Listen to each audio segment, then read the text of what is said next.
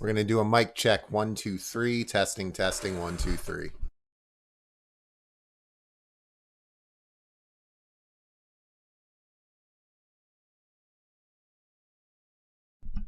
Just so you know, that's my awesome gaming rig. It needs a little WD-40. Just so you know, that's my awesome gaming.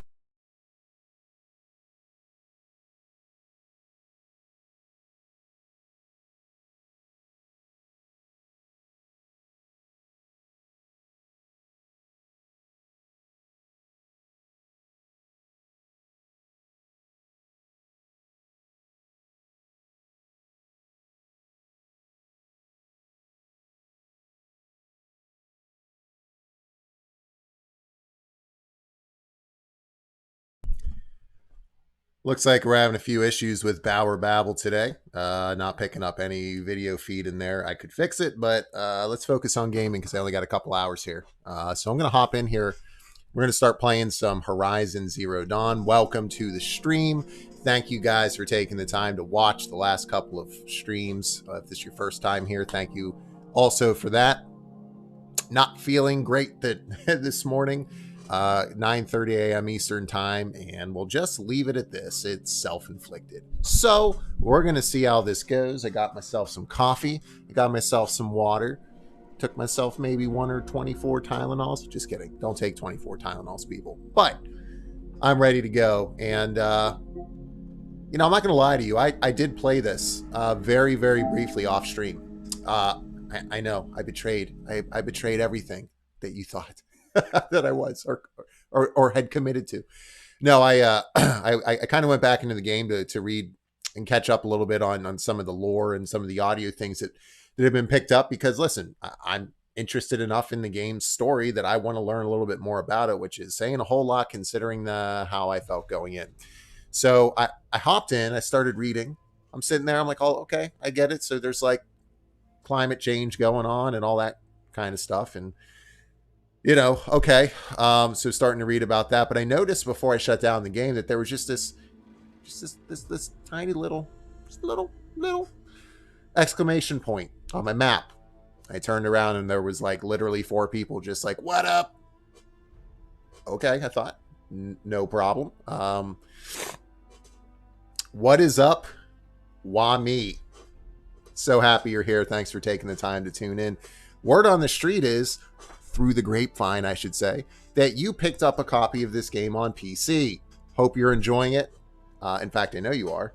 But it's nice to see other people out there 4 years on. I guess this just recently released for PC, but seeing somebody else playing through the game also, yeah, that cauldron is no joke, man. Like, I really struggled in there. I especially struggled because I kept falling down and being like, oh, I can just climb back up, because I'm also playing Ghost of Tsushima where you can pretty much, you know, if there's a ledge anywhere, you can climb on it. So I died a few times, if memory serves me correctly, which, let's be honest, right now it probably doesn't, but I remember trying to just desperately jump back up while I was being attacked by, oh, I don't know, 48 watchers and some like shell creature that was level 18, and just getting smoked because I was just in total panic mode. But you know, that stream ended. God, this chair's so annoyingly loud. That stream ended with me beating the boss of that cauldron. It was just absolutely epic. What is up, Frank Yeager? My man, side quests. Don't mind if I do. So, guys, you'll have to let me know what the audio sounds like from the game coming through. Hopefully it's good against my voice. If I need to up it, if I need to drop it down a little bit, just let me know. But thank you guys for taking the time to hang out with me on an early Sunday morning. Or I guess afternoon in the case of Wami. You're my boy, Blue. You're my boy. You're all my boys. And gals. No discrimination here. You get what I'm saying. You know someone's going to come in and be like, well, you know that there's technically women in the world too. Yes, I do. Yes, I do. So for all of you out there who are going to jump on that, because I've already seen some of that kind of garbage happening, calm down a little bit. Relax. Breathe. You're live. Which is not a whole lot I can say probably about my version of Aloy here, because I've been getting smoked the last couple of streams. I have died quite a few times. So let's take a sip of Joe here. Oh, Oh my god, it's so good. You know, you have like a really good sip of coffee and it just like goes down into your chest and radiates. Okay, I'm going to focus now on the game because nobody wants to sit here listening to me talk about the coffee traveling throughout my digestive system. All right, so some side quests. Looks like I started clearing a corrupted zone. I think on the way to that cauldron. Let's see where the second one is here, and let's go punch some stuff in the face with spears at point blank range. Looks like I have a skill point I can use. What do I want to use it on? How about nothing? How about I start playing the game? How's that sound? Yep. So I think that is far away, man. Holy crap. Level 15. I think I'm level 14, so let's just hop on over there. Let's just take a gander. Pick up some stuff from my medicine pouch or from my resistance potions, which are a lot better than I expected. I was furious, tried to do everything stealthy, and I wanted to strike from above on the boss, and it didn't trigger, and he basically two-shot me. Yo, that boss was no joke. I had to use, like, every health potion I had, which was cool because I crafted it. I actually had to use for crafting instead of it being, like, a thing where it's in the game, but you never have to use it. I had to craft up health potions and resistance potions, and I still almost died. But it was definitely really cool to kind of get through that and know going in, hey, this is going to be tough. And to be fair, the NPC was like, yo, don't tell me I didn't warn you. Touche, NPC, who I don't remember. So let's just head towards these footsteps over here and see what we're going to stumble across. Looks like it's nighttime. Let me know if you guys can hear it okay. Let's switch up to the straight up. Yeah, I'm sticking just straight up with the Karja Hunter bow for now. I have no general sense on when I should be like upgrading my weapons or armor. It's probably one of the main points so far in the game I don't want to say it's driving me nuts, but it's kind of hard to know like which, which thing is worth switching to. I assume that we should have multiple sets of armor just because there's going to be multiple different types of enemies we're going to come across, and we're going to want to have some resistances. But weapons, I mean, I'm just going in general by the by the color. So we got rare here. This is doing an additional fire damage. I threw some modifications in there because why not? But I do have these treasure boxes to open from picking up the special edition. So let's just go ahead and open it up. Bannock Culling Bow Box. Bannock Tribalizer Outfit Box. And a Karja Mighty Bow Box. So just picked up 2 new bows as I was talking about bows. Not going to argue with it. Let's take a look and see what they are rocking for me here. Still 2 blues. Let's see. And I'd really like a compare. I don't see that there. I don't see a compare button here, which would be really nice. But let's see here. Handling here, 80 up here, 106. 16 and 25 for your regular. 16 and 25 and 29 rather for. All right, this one just looks cooler. Specialized Hunter's Bow with improved tear capability. Okay. Maybe I should read the description. Maybe that'll help. And I am just not with it today. A specialized hunter's bow that possesses additional stopping power can be modified. A specialized hunter bow with improved tear capability suited for removal of machine armor and components. That's the one I'm going with. We're going to go ahead and replace the Karja with that. And I wonder if I can I remove modifications? Maybe that's something I could upload. Or, yeah, upload. So that skill that I can unlock. Yes. Yes. I want to do this. Okay. Modifications. Plus 40% shock.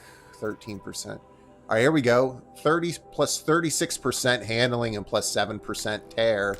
Don't mind if I do. Actually, I think I have to go into crafting here. All right, let's craft up here. Nope. Nope. Yes. All right, let's hop in. Plus 30%. Guys, my brain is so scrambled this morning. You have no idea. I shouldn't even be here. All right, and then let's do some. Okay, now that's a solid upgrade right there. So not only are we getting the plus 36% handling, we'll just say 35% plus almost 10% tear. We're also going to drop in the additional fire damage as well, and even more handling. So almost plus 50% handling. I don't know if I can handle that. Pun intended. Dad joke at 35 years old. All right. I don't know what this is, but let's take it. Is this just a grazer? I don't discriminate. Oh, lance. Nope. Watch what's coming. Looks like it got offended that I call it razor.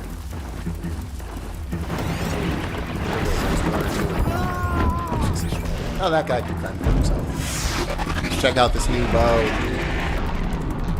Oh no, I should probably get the fire arrow going here and hit that canister. What do you think? Not gonna be a problem over I missed the. Die! There we go. I'll take you down. I'm gonna be honest with you. I have no intention of driving this. Time to use the spear. Crit. Boom! Oh god, it's so satisfying. It just never gets old. It never gets old. Every time I see critical hit pop up with that spear, I get all giddy. I get butterflies. I start to tremble. None of that's true, but I do get excited. I about lost my damn mind when we were in that boss fight in the cauldron, and I was like hitting it and went down. And I was hitting it, and then I realized that R1 for a crit strike was an option. And I'm pretty sure that's one of the reasons that I won. Who is this person following me around? Oh, it's a brave. Okay. So there must be... I've got you sight. Let's see what we got here. Am I? No, I'm not stealthed. Okay. That's fine with me. Down. And crit! My singing game is on point right now. Not gonna lie. Rider incoming. Yeah, you guys just beat the Demon Shields. I'll take all the glory. Sounds good? Okay. Picking my target. You better run. You better run! Alright. Let's see what we got here. I always love searching these things because sometimes you unexpectedly just get awesome stuff. The other day I got like a purple off like a grazer, and I was like, damn, this game ain't messing around. It was great. Alright, so it looks like it's turning daytime. Is this light on me enough here? Okay. Oh, I love the way this game looks. Whoa. Who's back? Are this? These? Oh, snap. I thought these were good guys. No. How about you guys? F right off. How'd that sound? Oh, I'm sorry. Did my spear end up directly in your forehead? Oh. Sorry. Bad shot. Oh. What was that? Oh. Don't let him run. You want a fire arrow to the face? And put it on the bush? Hey, let's calm down now, okay? Don't make me mad as they shoot me like a pincushion. Hey, I'm the only one that's allowed to use spear here. Backscan you all. Alright, now this guy's getting it now. This is gonna be a great headshot. Okay, not sure why that didn't count as a headshot, but I guess we're calling it different things now. Hey, long time to come out from behind that tree. Probably should have just kept hanging out there like a creeper. Alright, so we start off the stream by taking down a couple Striders, a new enemy, which just continues to pop up everywhere I go. New enemy, new enemy, new enemy. Oh, I never finished my story from earlier because my brain scrambled. So, anyway, there was that green exclamation mark right next to the campfire when I was reading through my data points, and I was like, oh, it's probably a fetch quest. And I just assumed that, alright, this is one of those random things, and maybe I have the materials on me because, I don't know, I've got like 3,000 Ridgewood on me because it's the only thing I can seem to find. And, nope. I got attacked by a bunch of machines, including a new one called some kind of, I think it was a stalker. Let's take a look. Here's a lance horn. Let's see what they got to say about these guys. They look like those grazers, but they are, let's say it in the movie guy voice, or the snake voice. Agile and confident when provoked into combat. Its large drilling horns can cause severe damage. Kernel. Hard outer casing to protect synthetic muscle and operational systems. Hind D. Drill horns. Well, that might be useful for some hopefully modifications to the spear. That'd be good.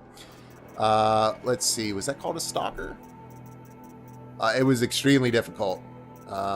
whatever I fought was not easy. Scrapper, Grazer, Long Leg. Yeah, that's another one I came across, which was cool. They're like turkeys, which just, you know, kind of the robot dinosaurs, but they're turkeys, like not behind the long legs. I'm gonna be honest with you. That had me cringing. I'd really like to know the name of the stalker things, but I guess I'm not gonna find out. But yeah, I'm glad that it's daytime, because I'll be honest, with these lights here, I really can't see my screen very well when it's night. Or maybe it's a game thing, who knows. So let's continue heading on towards these footprints.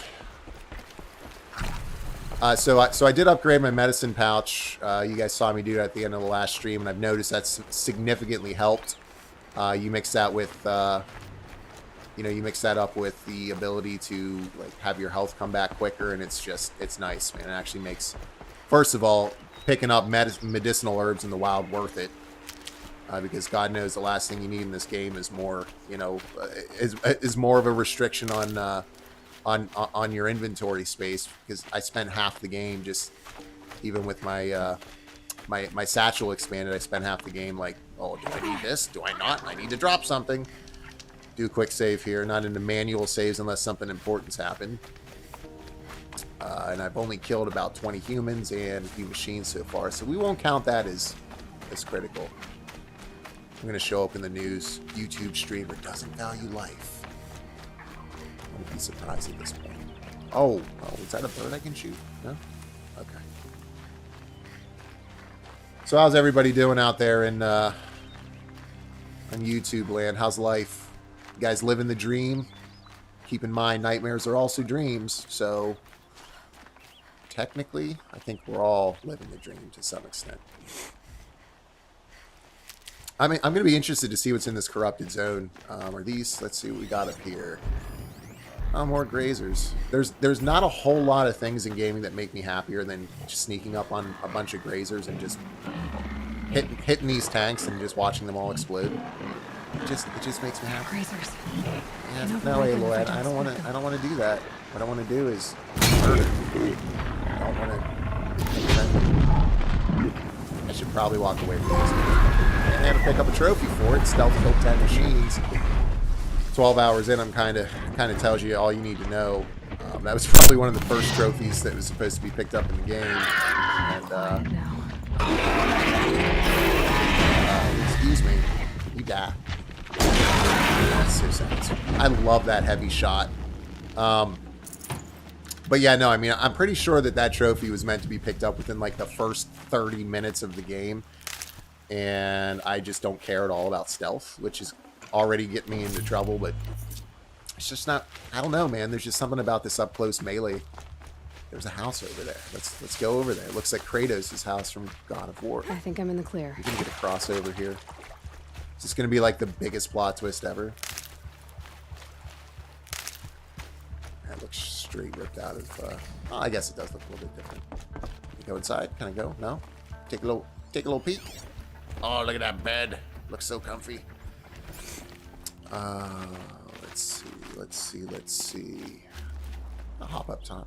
Oh, I keep forgetting, man. Like, I'm going to be saying this for the whole 100+ hours I play this on stream. I'm not going to get used to not being able to climb up on things. Because in Ghost of Tsushima, like, you climb up on buildings and stuff all the time, and there's all types of supplies and different things up there, and good vantage points for your bow if you're an archer style. I've got to put up a fight. Good. Is there something I'm not seeing? What is this? Oh, it's one of those shell walkers from the cauldron I was talking about before, and I have not fought one yet, so he's apparently mad dumb. Literally standing in front of his face. Right, let's see if we can see this. Hey, dummy! Oh, snap. Are you kidding me, Watcher? Really? Yeah. Yo, these Watchers are, holy crap, that thing was down for ages. Let's hit it again. Let's hit it with this card to sling, which I'm really becoming fond of, by the way. These Watchers are really painful at times. They're They're essentially acting as ads. Put the shield down. Calm it down a little bit. Oh crap! This thing ain't messing around, is it? Oh, I'm out of. Wonderful! I'm out of shock bombs, and I cannot. You know what? Let's put down the trap. There we go. Okay. Why did that not do anything? Oh, I see. Oh, calm down, man. Wake up on the wrong side of the bed. Let's see if we do more damage with this explosive. No. Holy crap, it's got range attacks too. Alright, well. I'm gonna drink a potion here. Let me take... Oh, you, sir, are surly. And it's time for you to die. Alright, so I do also like the ability here. You can craft from in your menu. So if you're like me and a total coward when something actually starts to challenge you, you can just hop into your menu, pause the game, and craft up everything you need. So that's what I'm going to do. Let's see. Sling ammo packs. Can't do any shock bombs because I'm out of sparkers. Because it's probably one of the 10 different things that I dropped to make room for resources I most likely don't need. That's so me. Let's see with the shock wire. Still need those sparkers. I think I am going to not have the ability to craft anything. No shock traps, no nothing. So I'm going to have to probably die here. Which, hey, it is what it is. That hurt. More ammo. Alright, you know what? I'm just going to abuse the AI. Okay. Maybe I can't abuse the AI because the AI actually is... Okay, yeah, I'm totally abusing it. Alright. Headline. User. Yep, user. Streamer. YouTube streamer approves of abuse. Let's see if I can get an above tag here. No. If I can get a... if I can get one of these shock traps out and hit them, I think it'd be good. That's not at all how to do it. That's probably the worst placement. In all of the times this game has been played since 2017, this right here is probably single-handedly the worst shock placement that, or trap placement of any player. How does that happen even accidentally? I'm so embarrassed. That is so bad. I can still get the upper hand.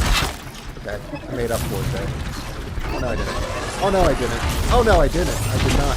Dude, you just freaking stay shot, please.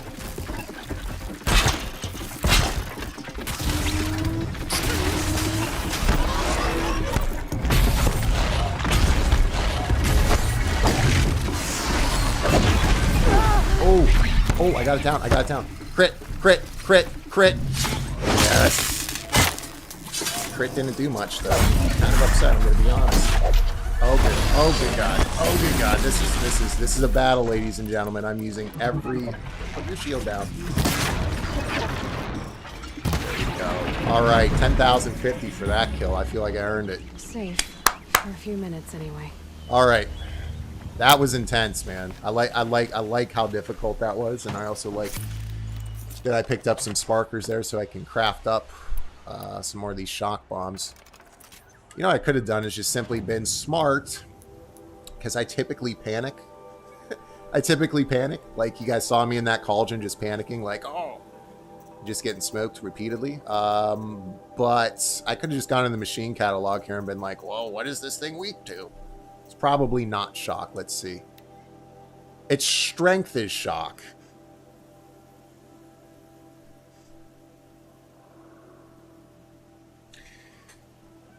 Yeah, so that's like trying to poison an enemy that induces poison. It has no weakness. The only thing it does is essentially absorb shock. So, lesson learned.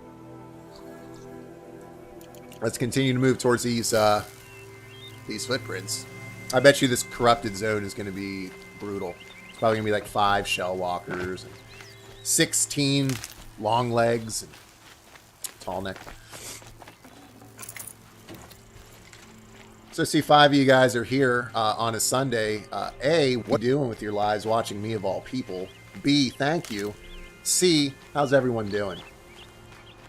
It's been a good weekend. I'm on a 4-day weekend.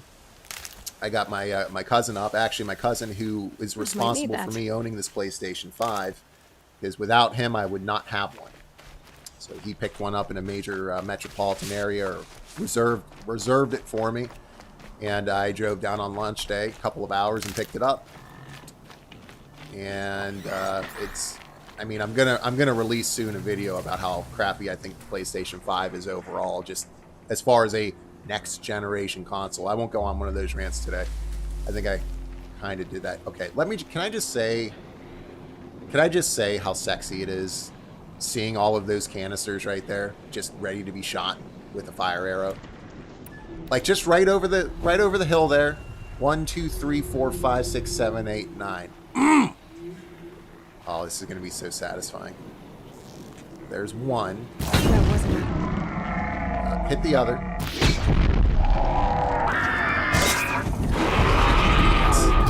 And I also love how apparently you don't have to hit them all, because if they're in the explosion, it will light the other canisters on fire by extension. I mean, I like that. That's nice. So I'll do that thing I always do in games and just assume there's stuff behind that waterfall, and then I'll be instantly disappointed when there's nothing, but I will still check. I don't know why, I've always, since Super Nintendo, I've always loved when developers put stuff behind waterfalls and just go back there and say, oh, there's a tunnel. Oh man, I did think is there something back there? Ooh! Okay. I'm so disappointed right now. Can I get a yellow notch to climb on, please? No? Technically... Alright, I'm going to roll with technicalities right now, because that's all I got this morning. Technically.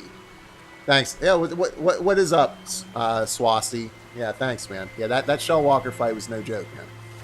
Technically, there was something here behind the waterfall. It's a dead end, but I'm going to take that as a victory. Look out below! But I gotta be honest, guys, it's been really hard not playing this more, because I've been thinking about this game. I'm right now in the middle of a bunch of really good games. So before we save here, I'll show you what I've been playing. Trying to get through some RPGs. So, you know, if you guys are looking for a really good RPG, you don't want to play like a AAA big budget game that everyone else is playing, like your Resident Evil 8s of the world, your Call of Duties, what have you. I'm telling you right now, don't be scared by the title here. Ys 8. Lacrimosa of Dana, or as my cousin puts it, the lactation of Dana. Lacrimosa just means weeping, I think, in Latin, and Ys 7 is like Ys is like Final Fantasy. Every story is self-contained. This game is fantastic. Highly recommend it. You can probably pick it up for sale. It is criminally underrated. Great action JRPG. Ghost of Tsushima I'm trying to beat. I mean, if you guys have never played this game, I mean, if this ever comes to PC, you want me. If this ever comes to PC, for the love of everything holy, pick it up instantly. You'll love it. It is so good. Trials of Mana has been a blast. I'm making my way through that. I have put Nier Replicant on hold for now because I have too much to play. And I'm also playing Horizon, just to name a few. And of course, Call of Duty, because sometimes you just have to shoot zombies in the face. Sometimes you just got to have that. So let's go ahead and save up here. We'll do a manual save. First save of the stream. We'll go with slot 1 and just work our way down 1 through 4. Always a good best practice. If you guys aren't used to doing that, I highly recommend you do it in case your game gets corrupted and all that kind of stuff. You'd be surprised maybe at how many people don't do that. Then they get upset when they're like, oh, my save file got corrupted. I'm like, just restore from backup or a previous save. I don't have anything but that one slot. I don't feel bad for you. Unless it's like a Gen Z kid who doesn't know any better. Which would be kind of right along the expectations there. No offense to any Gen Zers out there. I'm not saying every Gen Zer is dumb as a bag of rocks, but many of them are. Save these for the trail. And that would carry over to video games. Okay, enough with being a jerk. Let's kill this watcher for looking at me cockeyed. Why did you not fall down, sir? You know what? This guy looked at me cockeyed, and I was going to hit him in the eye. It didn't happen. Instead, spear him up. I mean, I'm serious. Like, I could use the spear as the only weapon for the rest of the game and feel like I came away with a significantly great game experience. I love it so much. I will chase this rabbit down and stab it just to use it for the 350th time. Yo, rabbit, can you stay still? Okay, you're embarrassing me on my live stream audience. There you go. Right in the booty. Right in the booty. Actually, I need some of that fatty meat, so that's something else too that I like, that the actual wildlife. God, look at that. That 4K streaming from my side can't come soon enough. That is just, I don't even want to run. I'm just gonna walk. Clouds, man, the way the clouds move in the game is nice. You got those particle effects and the volumetric god rays that come down, and they don't come through the mountains like they would in like a Fallout 76 when they don't understand what light angles and refractions are supposed to look like. They just give you god rays through objects, and it's mad distracting. Oh, that tree over there looks pretty cool. I like it. All right, we got some lance horns in here. We got some watchers. This is going to be intense. There's a campfire right there. I'm not going to lie. I got no health. Well, I got one health potion. All right, so let's... oh, there's a sawtooth. There's 2 sawtooths over there. Let's see if I aggro them from across the lake. I don't think I will, but there's only one way to find out. Let's craft up some of these here. Love the Last of Us style crafting. I've really gotten used to that. It's been nice.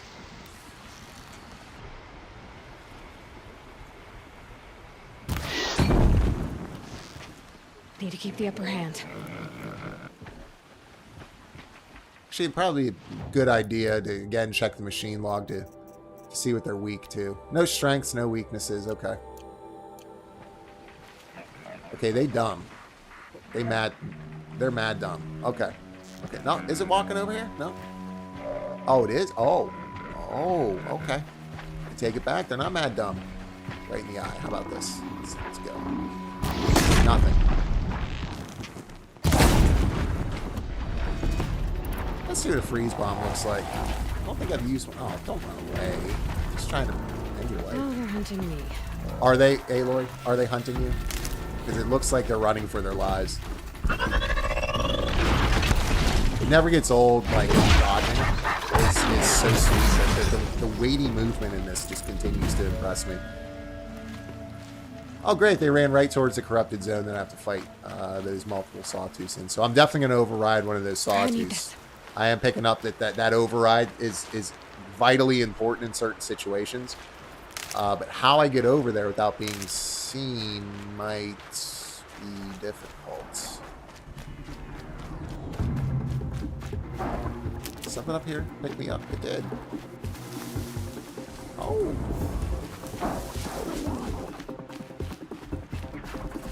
Machine set discovered scrapper. Okay, so we're gonna fight a few scrappers here. That's fine. I'm down.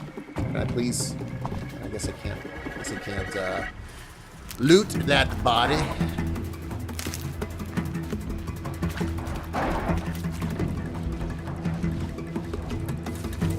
Oh, I forgot I had the silent strike. I completely and totally forgot I had the silent strike. Okay, so everything I said about stealth, I take back. That was pretty sweet. Okay, let's do it again. Right in the O-ring. Right in the O-ring. Oh, I'm so sorry. Oh.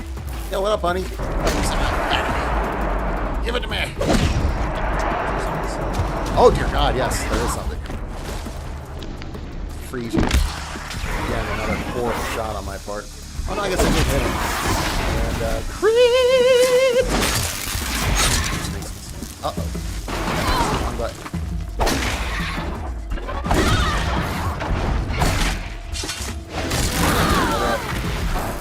You know what? That's it.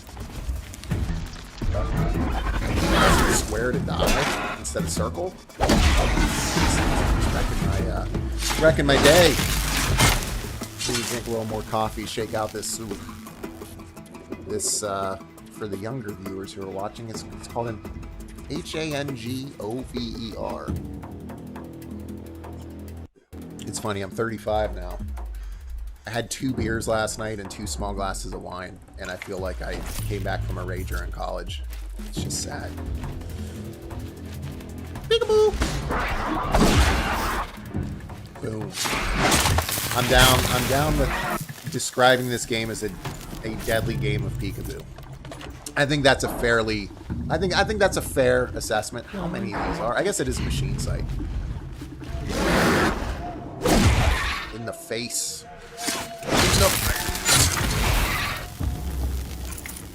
Getting a lot of really good resources here. I really enjoy kind of going to these machine sites and then just absolutely murdering everything that moves, and then just in a line like this going back and just looting everything. It's so satisfying.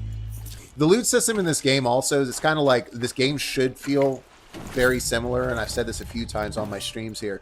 This game should feel extremely similar from an open world perspective to like an Assassin's Creed Odyssey, That'll keep my right? stomach quiet. But it doesn't. And the loot system by extension is very similar in that, yes, like you've got your green loot, you've got your blue loot, you've got your purple loot. Can you believe it? But yet the loot system feels really satisfying, even though we've kind of seen it and done it before. It just feels really really rewarding consistently. Just like this, where I went into this cave and here's snow chillage. Yeah, I'm amazed. I'm also amazed at how Aloy continues to not say the same things. It looked like we picked up a plus 40% chill modification there, just by doing a little exploring. So exploring in this game, even though it's kind of logistically a pain because you can't climb on things unless there's like yellow attached to it, it's extremely still extremely rewarding to just simply explore. And God, just look at that, man. Just looking at the environment and making your way to different places is just, it's awe-inspiring. I mean, it really, that's a good adjective. I think it is absolutely awe-inspiring in a lot of different ways. So I'm out of medicine pouches. I probably shouldn't be trying to take this corrupted zone without crafting up. Let's see if I got enough now to craft up a health potion or two, because I am definitely not in a position right now to be working on my reflexes. So we got fatty and rich meat here. We can get 1 health potion out of that. So I got to start hunting animals more often. So I got 2 of them. I think we should be okay there. Hopefully some of this will, yeah, there we go. Add to the medicine pouch. Excuse me. So yeah, appreciate all you guys taking the time to hang out with me today. I hope everyone's doing well. But I got next 2 days off. It'll be good. I'll try to stream a bit as well. Again, either tomorrow or Tuesday. Probably Tuesday. That's my bad. Just kind of walk right up to a bunch of lance horns who are just doing their things. Looks like that head can be shot. So let me go ahead and shoot it. Stop looking at me cockeyed, man.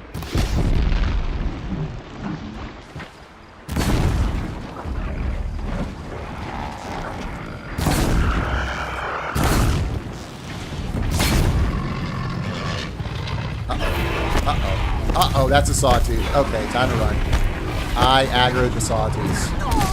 And they are getting their last laugh right now because I just got my booty rocked. Yo, I'm just hanging out. Just hanging out. Having fun. It's all good. You keep running. Yeah, that's what happens. That's what happens when you mess with Aloy, man. Fascinating. Want some too? Alright. Yeah. Yeah. Ouch. Uh-oh. I also really like how you have to learn the different ways not only to break apart your enemies and make them more vulnerable to your attacks, but also their attack patterns themselves. Oh, there's campfire. Well, that's very convenient. Man, just watching the fog roll down the mountains. There's like this pinkish shade to it. I don't know if you guys can see that. This makes me want to go hiking, which is saying something because I'm one of the laziest people you'll ever meet. Like, I travel to other countries and I bring my PlayStation with me and people would be like, oh, you want to go out and do stuff? I'm like, nope. I got Divinity Original Sin 2 I got to play. I got to make some progress, you know. I do go out and do those kind of things when I travel, but I'm also kind of dead serious. That's... Did you just try to attack me while I was saving? You punk? Oh my goodness, what is that? What is that? Is this a Strider? Oh, it's a Scrapper. I didn't know that they had... totally forgot they had ranged attacks. I'll just let them go back over there and enjoy their day and stroll through the park. Let's go back this way and see if we can't clear this corrupted zone. This is going to be intense. Yo, whoa. Here I am thinking that was a machine dragonfly. Not the case. That little waterfall there. You can see kind of like the snow coming off of it and in the mist. Oh man, this game is just... So I'm going to go ahead and just say it now. I was completely wrong about this game. I'll save that for my final review, but I'm already at the point where I feel like a total idiot. I think this game is going to, at the end of the day, look at that coming through the trees, the padres. I think at the end of the day, I very may well refer to this game as a masterpiece, in spite of it having some warts. I adore it. I love it. I'm already ready for the sequel. Yeah, I mean, I'm really glad that we kind of went through this thought exercise. Part of it, too, is that I just don't have time to play everything, even though I play a lot. Dear Lord, there's like 4 Sawtooths over there. Yeah, I'm totally not ready for this. But I'm going to still try and do my best. I got to sneak up on one of these and override them. Did not mean to do that. I keep trying to use my medicine pouch by pressing down because of my brain today. Let's see. Can I hide, please? Where can I hide? Where can I hide? Oh no, so that's a long... Okay, so there's a longhorn over here. Maybe this isn't the corrupted zone. Is it? No, this is... Okay, there's a metal flower here, though, so they're guarding a set, and I really would like to get it. I'm not seeing any stealth abilities here. I am not seeing... And I do like that you can highlight the tracks. I am not seeing the ability here to get into the brush and override one of these to make life easier. I'm going to have to take out 2 of these. Straight up. And what I'm going to do... Apparently throw a rock. But here's what I'm going to do. Let's take a look and see what they're weak to. I'm going to set up some traps here. Let's see. Yo, where's the Sawtooth at? Sawtooth. There we go. Weak to fire. That's good because I got 7 fire traps. Coincidence? So I'm gonna set these up right in here. Looks like they're walking. Are they walking the same path? No. I should probably. I guess I could override them. I guess you don't need a bush to override them. You could just... That long tooth is really pissing me off. Helps to be prepared. Set up 3 of these. Oh, I love the way they look. They're like these little balloon leather pouch things. This will be interesting to see if they know, if they just pick up right away. I'll be disappointed if he walks into these traps and then just knows where I'm at. It will give your position away right away. Oh, dude, that is so cool, though. Seriously, that's, Again.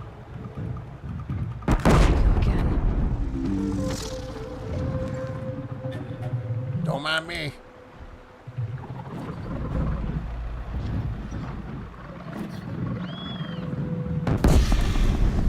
So it does give my position away. That's unfortunate. It's unfortunate because they went into that other trap that I accidentally set that ended up paying dividends. Okay. Time for me to drop. Oh my goodness, this is intense. Fire trap. Down. So they're too big to knock down with the lance. That's not good. Oh no, they're not. Where's the crit? Get it! I got stuck on the rock. Use the trap.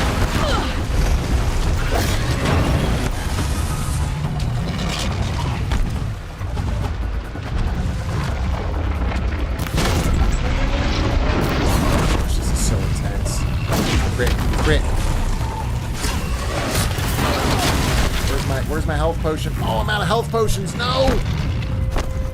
I'm so upset. Oh no, don't you dare die, Aloy. Don't you dare die.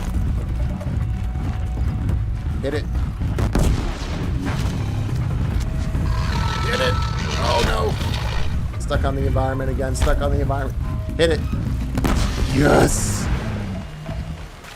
Okay.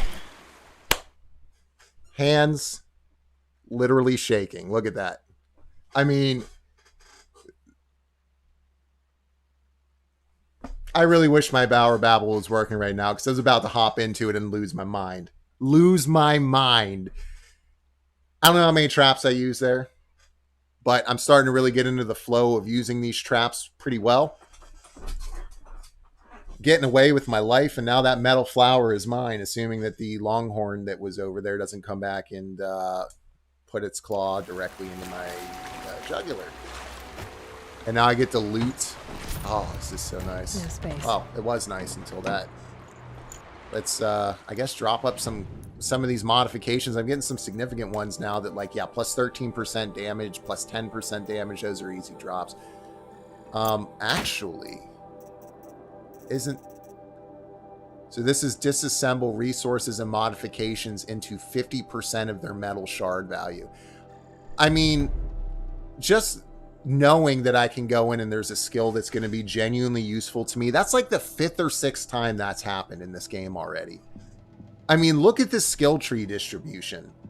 I'm not funneling down one thing, right? Except I did start with just spear stuff because the spear is where it's at. But so now as I'm going to go do this, I'm going to start getting metal shards back for it, which is great. So disassemble now is an option in the bottom right of the screen. Don't know if you guys can see that.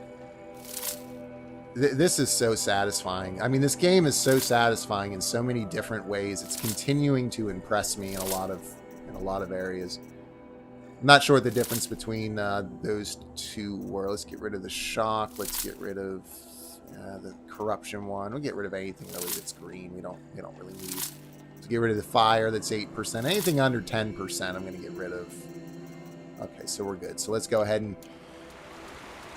That also is nice because it'll allow you to not litter the ground with all your stuff.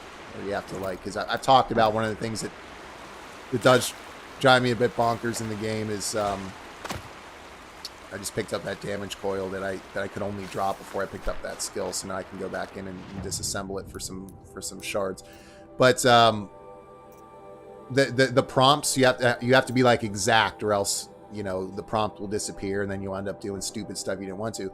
But at the end of the day, it's nice that'll keep items off the ground and kind of avoid that issue and minimize it. That's nice.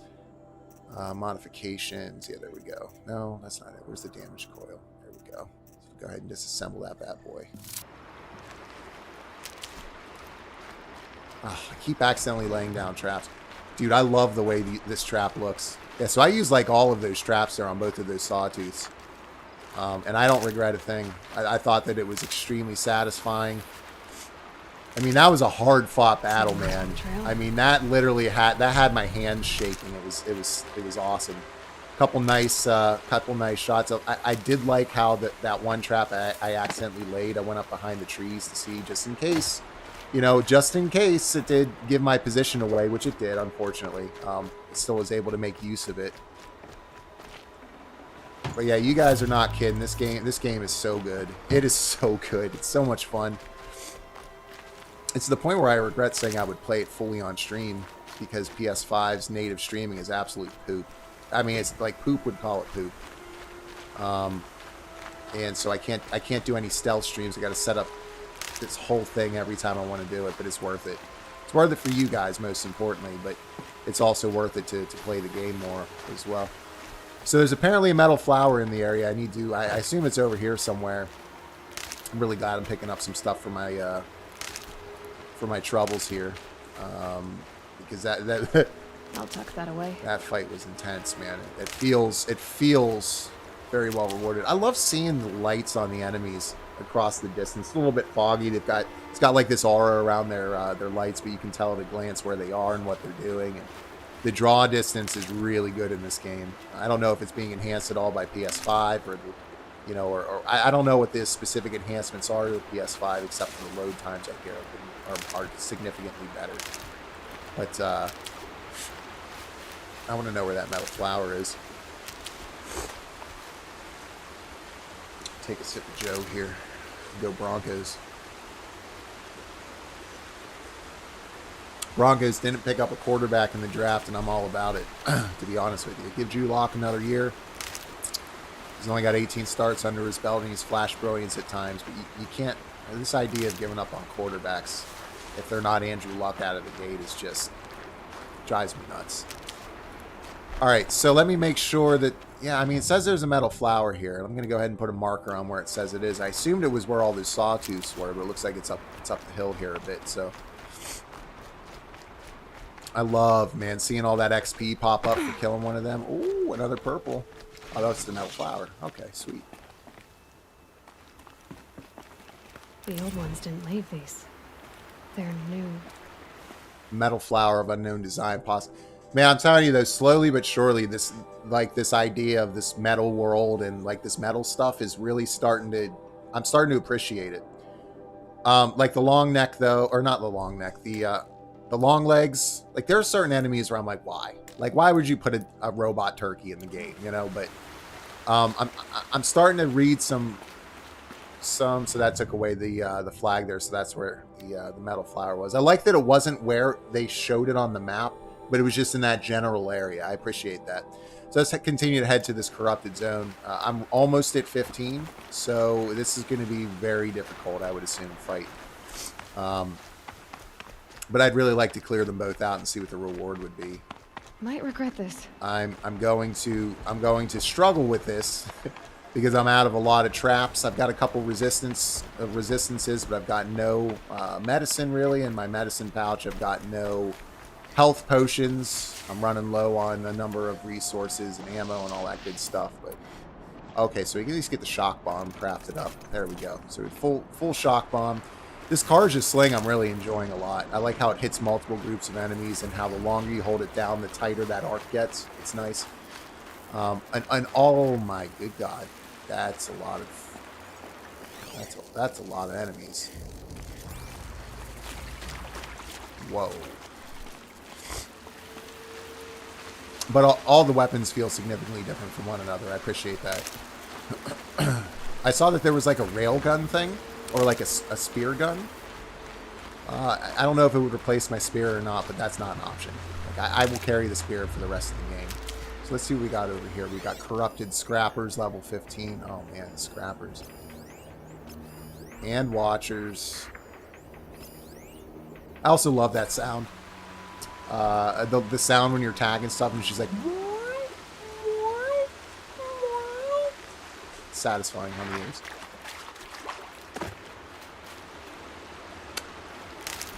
So, I guess stealth isn't really... I mean, I guess if you're going to kill something, it's worth it. But, I don't see... I don't think corrupted machines can be overridden. Let's go ahead and save here. I don't know. I've never tried this, but I wonder if I kill a couple of enemies here and then I die and come back to the campfire, if we'll still be dead and I can just brute force my way through it, or if I have to redo it all. I kind of hope it's the latter. I like the idea of you have to kind of get through everything in order for things to happen and to progress. I got this head cold going on too. Sorry for all my sniffling. Here they come. Corrupted watchers. Here they come. Did one of them see me? Oh, okay. I gotta tag up everything, man. I gotta make sure I'm not missing anything.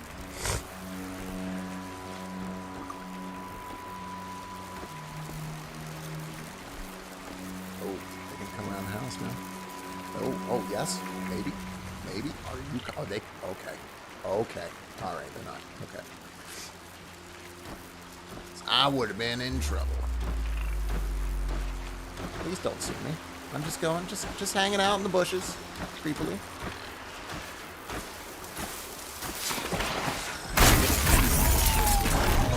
One down. You didn't see me? Yo, I didn't do anything, man. I'm just... Stop roaring. Like you know something happen. Just hanging out. Here they come. Yo, what is that? Oh, did it just scan me? No way. That's sweet. That is sweet. Get out of there. Get out of there. Get out of there. Oh, you're in water. That do extra damage with the shot. Oops. Crit. Crit. Man, even a crit didn't take me down. It's like 20 of these guys. That's the first time I've seen an enemy do that. And I really... Oh. Calm down, buddy. Calm down. Alright. Calm down. Sneaking up on me. I love that I just got scanned. So even you're keeping on your toes all the time, and even bushes won't save you. That's awesome. I really like that. That makes the players stay on their feet. You gotta be on your toes at all times, or they'll come up behind you like that when you're looting. And I like that too, that it doesn't like pause the game when you're looting. I love the feel of this game. Every design choice that they've made, with the exception of traversal and a couple of other little nitpick things, has been so smart, and it's been to the benefit of the player in just so many different ways. I'm going to talk about all this in my update videos, and of course my final big large video when I'm done with this game finally. I'm going to talk about all this stuff formally. Strike from above.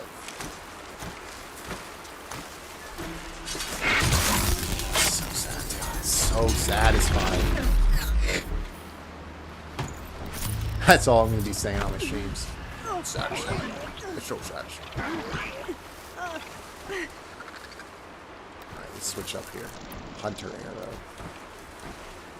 See if I can get the headshot. Or the eye shot, rather.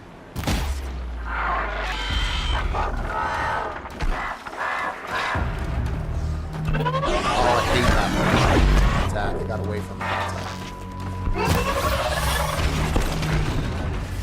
Oh, it dodged. Yeah, that was a good dodge on its part. To get out of the way of that heavy spear attack. Dude, they are so much more aggressive. I love how much more aggressive they are. Oh, I keep forgetting they drop those corruption areas that you gotta get out of. The Karja Forts will let me pass over the mountains. Alright. So I cleared the corrupted zone. Did it. Beautiful. So this has been a good sesh so far, man. I've lived through everything. I amazingly haven't died yet. I've certainly made use of every tool at my disposal, whether it's been traps, health potions, resistance potions, upgrading of materials and weapons. And I just discovered a bandit camp. I will definitely clear that out.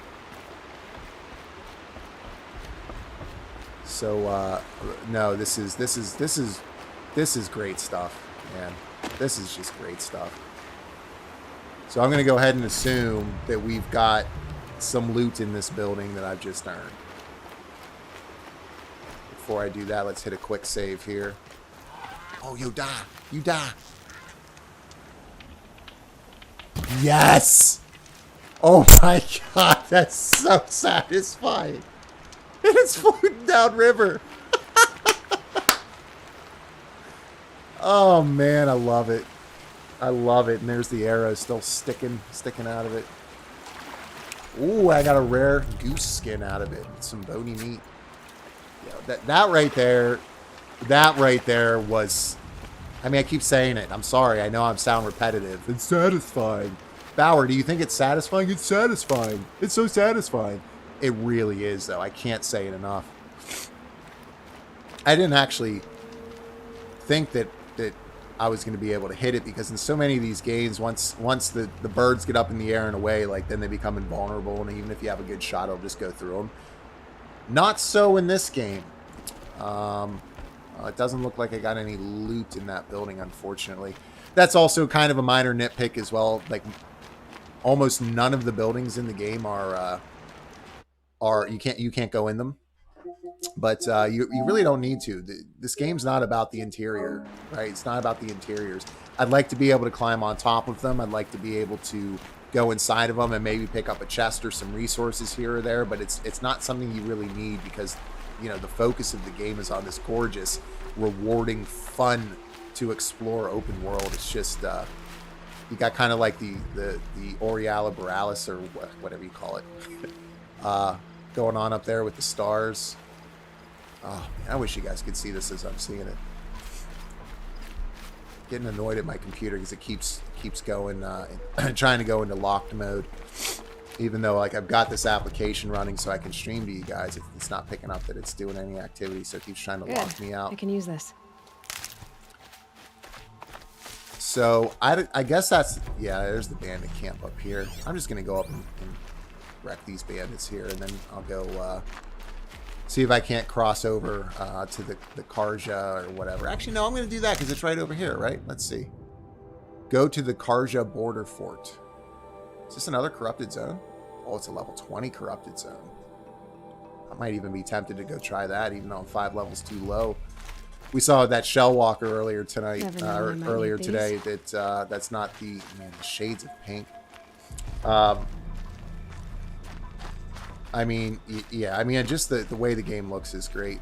Nothing, I keep saying this, nothing looks as good as Ghost of Tsushima, right? Like, Ghost of Tsushima might be the best open world game I've ever played. It's up there. It's similar to this game in a lot of ways in that, like, a lot of the activities and things that you do are just very, you've done them before, clearing out forts, picking up resources, doing those types of things, but it's so much greater than the sum of its parts in so many different ways. It is like the combat in that game, like this game, is absolutely stellar. It's unique and it's different. And I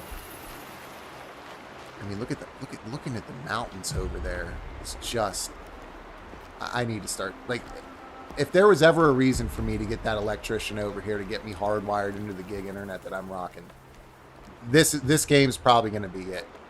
So that you guys can actually see this in the quality that it deserves. Because right now I think we're streaming in 1080. I love right there. That's like very 10 Penny Tower from Fallout 3. I love the landmarks they've put in this game, where you can kind of, you know, reference where you are in relation to those things, or you'll see it and it'll be like, oh, that looks like an interesting place. And then hours later, you'll finally make your way there. And it's just wonderful and awesome to explore. You know, and get there. This game is chock full of moments like that and those types of landmarks where they're not just there to give you a false impression or a false sense of that, but actually to deliver on it. A lot of games kind of do that, where they just throw like landmarks in there with no rhyme or reason to try to evoke that, but you have to earn it. And this game so far has earned everything. Here you've got me as a total skeptic coming in, admitting that it's probably an objectively good game because by all intents and purposes, you know, by all observations, what I did know about it and how people whose opinions I do value have liked it. I've always just been like, it's not a game for me because I can't get over the concept, but I'm glad that it's a Sony title and that, you know, gamers that are Sony fans, like, it's a new IP and people like it and it's really good. And, you know, I always kind of liked it. It just was like, it's a game I never had really any interest in playing myself. And then you guys convinced me to kind of go through this thought exercise, and I'm so happy I did because it is more than for me. I mean, this game is for anybody, I think. So we got a level 9 bandit out here, a bandit hideout. We'll see what we can do. Let's eat this medicine that's in our pouch. Already this bandit camp feels completely and totally different from the first one that I took down. I mean, maybe it has something to do with the fact that I don't know, I'm in the mountains versus in the forest. Excuse me. I just want to sit here and stare at the game. Just give me like 30 seconds to take a sip of my cup of joe here and just look at this. I mean, like the god rays that are coming out and watching them change based on how the clouds are moving through them is just, it's a screenshot. I mean, there are so many screenshots in this game. Actually, I think there's a... Isn't there a photo mode? Yeah, there is a... All right. Don't get me going on photo mode, man, because I have a problem with that. And just to kind of show you guys what I mean, let me go here quickly to my media gallery. You can tell that I take one or two photos. So like Ghost of Tsushima, like when I say Ghost of Tsushima is beautiful, it's stupid. Like it's stupid how beautiful Ghost of Tsushima is. But I spend half my time, just taking pictures of stuff, So if you guys are interested in seeing Ghost of Tsushima at some point, let me know. But photo mode for me in games is a problem. I don't know how to use this one, but I'm going to go ahead and just take a quick one and take this for a quick roll. Should we do a... No, I don't think we need a roll on that one. Let's do field of view. Let's pull this back a little bit. There we go. Pull that back. Let's move. Oh, I like that you can change time of day. That's nice. Let's see. They got. Where should we put that horizon logo? You think bottom? Yeah, bottom right's where it's got to go. Put it in the bottom right. Let's see if we can vignette it if we wanted to, but I want to see the colorize. Okay, here we go. Oh no, I didn't want to reset it. So that right there is something that I did from Ghost of Tsushima. You press triangle to kind of get rid of the preview. Here it looks like it would be X button. All right, so I'm just going to close photo mode. I'll do that offline or another time, but that right there would have been a good opportunity to take a good photo. Let's go clear out this bandit camp. Let's go kill some humans. We know that I've killed enough enemies. Machines, so let's take down some humans. Head up here. And I'm rolling in here with no I'm heading in here with no... Oh, he's just chilling there. Hi, buddy. Okay. This might as well be a Staples commercial because that was very epic. So I guess this grass doesn't hide me. I mean, they totally heard me. So here they come, which is fine. Somebody up there can see me apparently. Uh-oh. Hi. Kids are screaming. Oh, you want to go? Is that what I hear? You want to? Oh yeah, that's what I thought. There we go. Quietly. Kids are screaming there for a minute in the background, so let's loot some people up. Oh, they're coming to check out what's going on. That's probably a bad idea. Just funneling them right down, wrecking their day. Oh, you're gonna back up now? Yeah, that's probably a good idea when you see 4 corpses in front of you. Yeah, you might want to walk away. Might want to walk away from that one, buddy. Oh no, you want to come back? Oh, you do? Okay. I got something waiting for you. Come on, let's play some hide and seek. Let's see. Ooh. Don't loot that dude.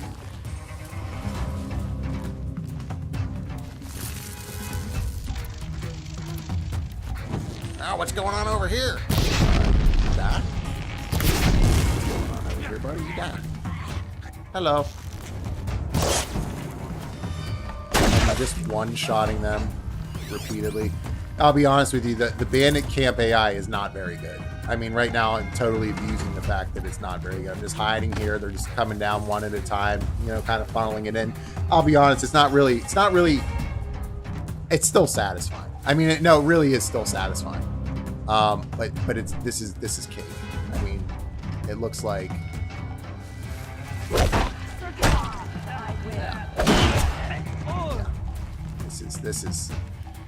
This is one way to do a bandit camp.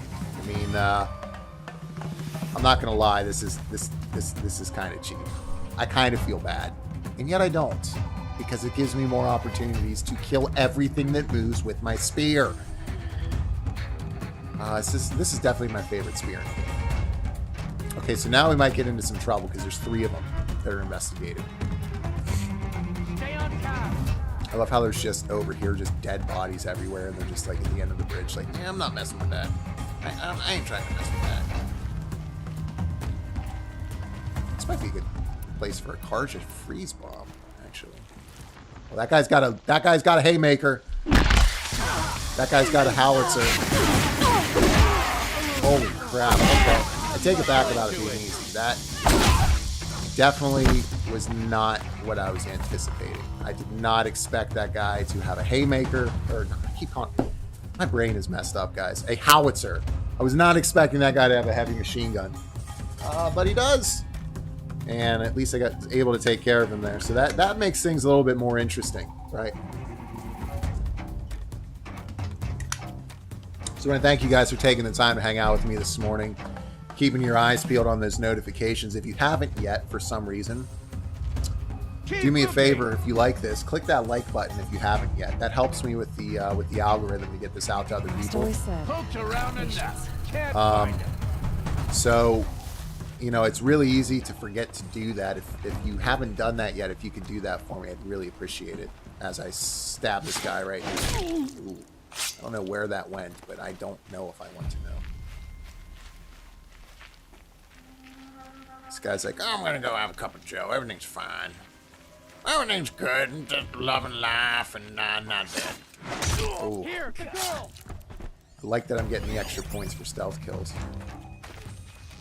You stop it now. Yeah. Take the fight to them, you miserable chuffs. I really like the freeze attacks too. Oh, the double kill with the spear. Killing time. Oh, we got someone up here. Oh, you wanna trade bows, huh? Not bad. Oh, you done? You done now? Woo! All right.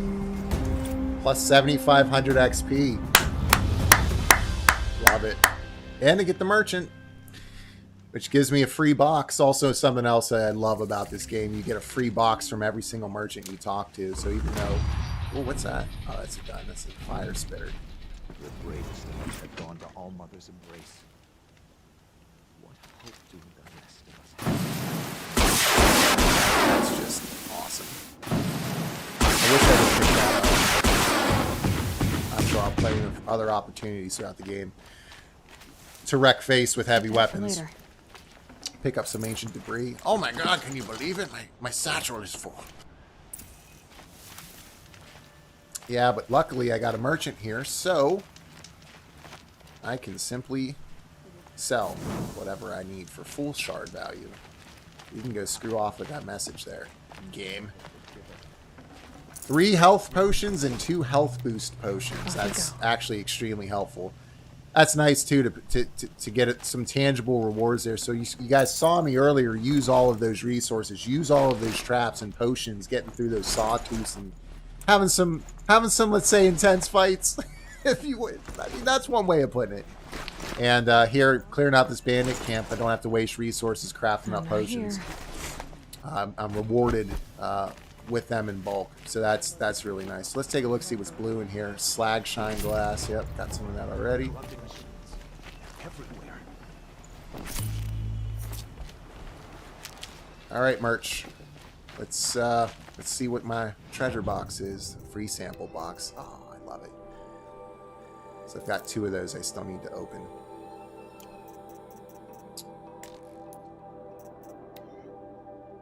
All right, sawtooth stuff. Let's. I keep forgetting to mark stuff to sell. All right, let's see. Switch order. I want to sell stuff that's just good for.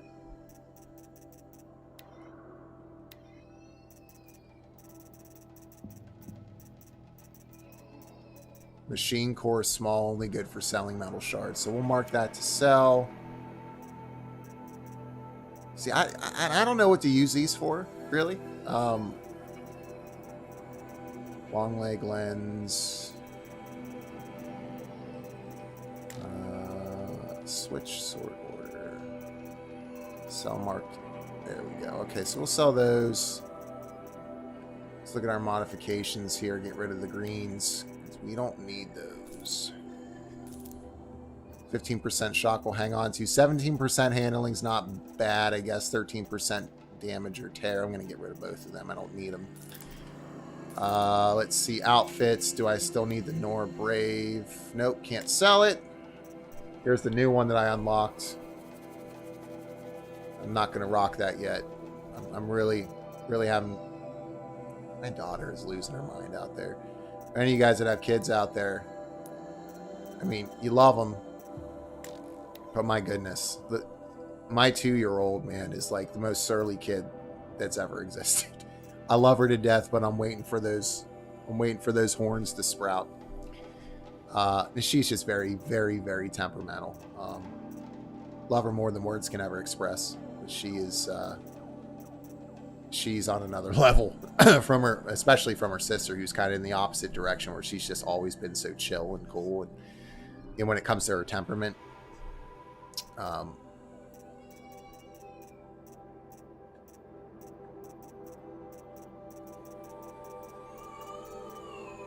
so if you guys can hear her, apologies, because she's got a set of lungs on her. She's a couple walls and multiple doors away. All right, so I don't think we have any ancient stuff here to sell.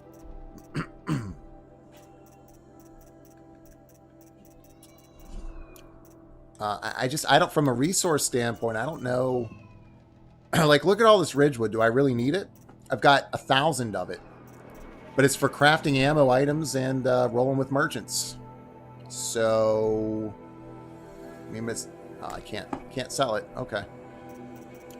All right, so we're having resource issues. Let's see what else they got to sell here real quick. I've already seen all these. Yeah, so heavy armor, very rare. I could pick that up. That might be worth it. I think that's better than the purple box I opened earlier, because you got plus 15 base across the board. That might be worth. In fact, I'm going to pick that up. That'll be something that I upgrade later. That's going to be worth picking up.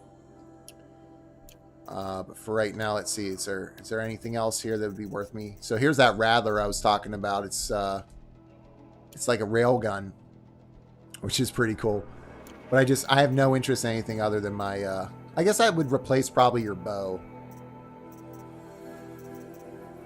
Sharp show. Yeah, no, I'm good. What do we got? What do we got there? Oh, that's got armor break on it. Sharp shot bow. This slow firing but highly accurate bow is best used for long range combat when target position is critical. Can be modified. I'm going to hold off on that one for right now. Shadow Sling lobs elemental blah blah blah. Best used to inflict elemental states on targets, making them more. So that's got 3 modifications there. I do not have a crystal binding, but as soon as I do, I will pick up that Shadow Sling. That looks solid. Let's see. So traps and potions. We can pick up some potions. How many of these do I have? I don't have. Okay, I've got 3 of the lower ones. Let's go ahead and pick up 2 of these because I've got plenty of. Yeah, so we got 2 of those now. We got 3 of those. We got 2 of those. Pick up another one of those, and I can just straight up buy traps. That's good. Antidote. Corrupt. Oh, that right there is solid. I'll definitely pick up an antidote or 2. Resist fire potion. Yep. Boom, boom. Resist freeze. Boom, boom, boom. Boom, boom, boom. And let's get some of these shock traps back. I love that I can just buy these outright instead of crafting them. Because I'll part with the metal shards. I get plenty of metal shards. 5. Yeah, so we're good now. So we're stocked up. Okay, so I'm feeling much better now after those earlier fights here. Again, guys, this is BauerKillz. Thank you guys so much for taking the time to hang out with me here tonight. Or today, I keep saying tonight. Full pack of 5 Tear Blast arrow. Don't know what those are yet, but I would assume that would allow me to take off enemy armor easier. Blast wire pack. Okay, never used those, but let's try them out. Well, I don't have the weapons for them. Whoops. Let's see. Freeze bombs, blast bombs. So it looks like I need different types. Okay, so it looks like I need different types of casters in order to use certain types of ammo. That might be a bit hard to juggle as we go through the game, but that's fine. I've got shock wires, no issues there. Well, I have one, so let's get up to 5 on that one. Shock arrow, can't use that. All right. Ooh, pick up a map. I always pick up the map. So that was this was a good call to get that bandit that camp cleared out. That's going to allow me to be fully topped up now moving forward. I wish I could sell that fire spitter. That'd be cool. Quick save. Then we'll do a quick sell of what I just picked up. That ancient stuff. Yeah, ancient bright bracelet. It's a Casio. Actually, I'm gonna head up the mountain here and see another health potion. I'm gonna head up the mountain here and see what's up here. Hey, buddy. Well, she's an outcast. Yeah, I'm not interested in hearing No you talk longer. about my past. I will kill your llama. Ooh. Even hitting the practice dummies with this spear is fun. Looks like all the cool treasure boxes have already been looted. So I'm getting close to that Karja border fort. So we'll just head there before we head back and continue the storyline. I think this will probably be a pretty good call. I mean, I just love that. Just looking out over where I came up through the valley there. There's that house down there that we were at. See it? It just feels like that every inch of this game has been planned out meticulously. They've done such a great job of making every region feel different. I've only done 2 bandit camps, but they both felt completely different. My daughter's driving me nuts. Oh, it started raining. Got another campfire. Got some wind picking up. I'll be interested to see if this will impact like the enemies later in the game. If they can, if it impacts their ability to see you, or if it gives you a greater ability to, hide or be stealthy. That'd be nice. I'd like to see that. But they probably won't. Let's be honest. They'll probably just be like, well, it's an enemy. It's an enemy machine, and they're using machinery so they can see through the weather, and it doesn't impact them. And I'm sure there's a way to explain it away, but that'd be nice to be able to use the weather to your advantage in some way, shape, or form. Maybe it makes enemies, if it made enemies that were more vulnerable to shock, or that have a weakness to shock more vulnerable to it. I saw a little animation there where she's putting her hand up in front of her because of how windy it was. I just keep seeing these new... Yeah, check her out. I just keep seeing these new little animations that they put in the game. That it's easy to miss if you're not paying attention, but I continue to just greatly appreciate all the little things, right, that Guerrilla Games have done with this title. I love it, man. That's what separates a great title from, or a masterpiece from a great title, or a good game from a great game. Holy crap. Oh, what's one of those things? Oh, no. I mean, I'm not gonna say I'm not fully prepared, but I'm not. I do not want to play one of these, Jerry. Level 18. Oh, and it's a corrupted one, man. Or I guess it's not. So I guess that's what's responsible for corrupting other machines. But yeah, my earlier battle against that was not easy. And I gotta think about this for a second. Let's take a look at our notebook here. Machine catalog. Let's see what this is weak to. Fire. So I'm lucky I picked up some corruption potions. Let's take a look at that. Okay, that's excellent. I'm gonna come up this way, really? Is that really what's going on here? Well, it is. Well, I don't really have a choice now, do I?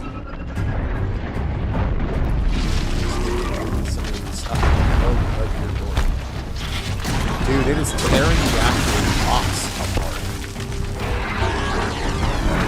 One shot. So when I get blasted like that with a freeze bomb, you know, I picked up that the best thing to do is just roll. Turn back, girl. Just roll because if you keep moving, okay. Corrupted sawtooth, die. I get a crit here. So there's a firebomb right there. That's an explosion bomb. Come on, buddy.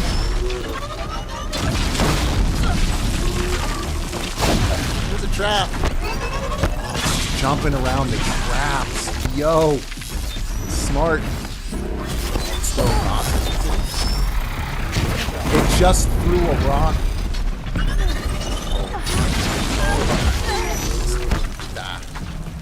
Did I knock it down with the spear? Crit. Yes. That is what I'm talking about.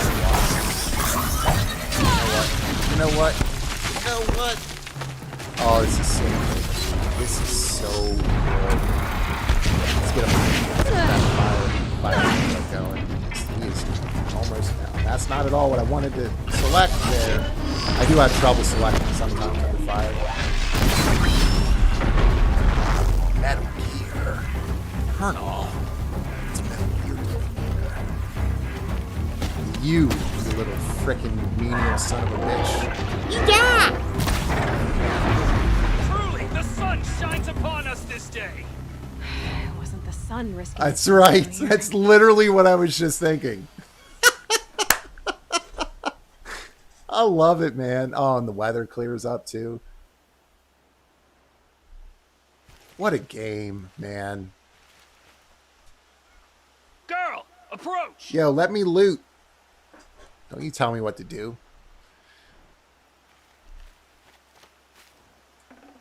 Guys, how am I only gonna play this game on stream? Snow. It prickles on my skin. Girl, Dude, come closer. Shut up. Unbelievably satisfying, and just over and over and over. I'm gonna say it. You guys are gonna get real sick and tired of watching this stream when all I'm saying over and over. You guys are so satisfying, but it really is. I mean, yet again, we have another fight that had me on my toes, that challenged me. Man, I love this game. I'm ready to say I just love the game.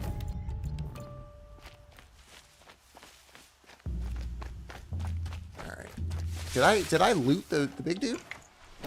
The Metal Gear? I don't think I did. Nope, I didn't. Glad that I thought of it. That metal burn is the real win right there, because that is a rare resource. And I mean, the 23% frost gold, but These will keep. dude, I'm in pretty good shape. I don't know if did I use any health potions? I used a corruptor potion, which really saved me. I've still got 4 regular potions.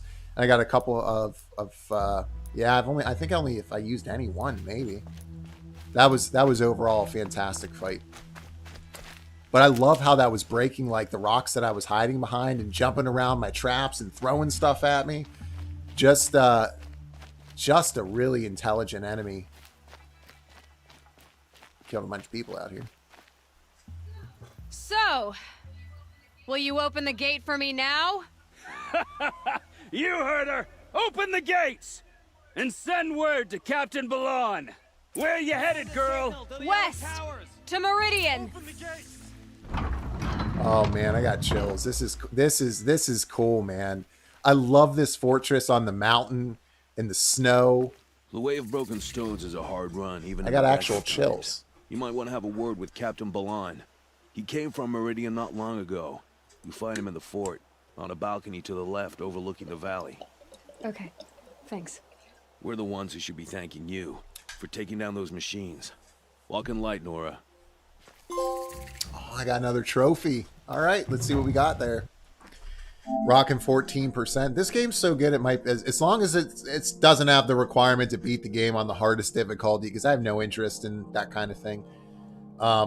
I might go for the platinum in this. That's how much I'm enjoying it right now.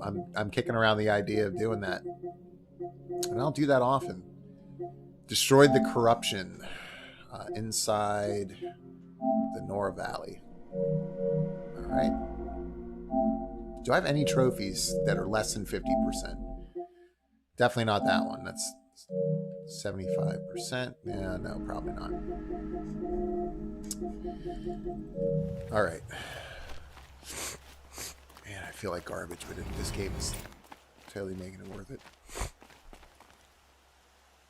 I mean, look how different this is. City of the Sun.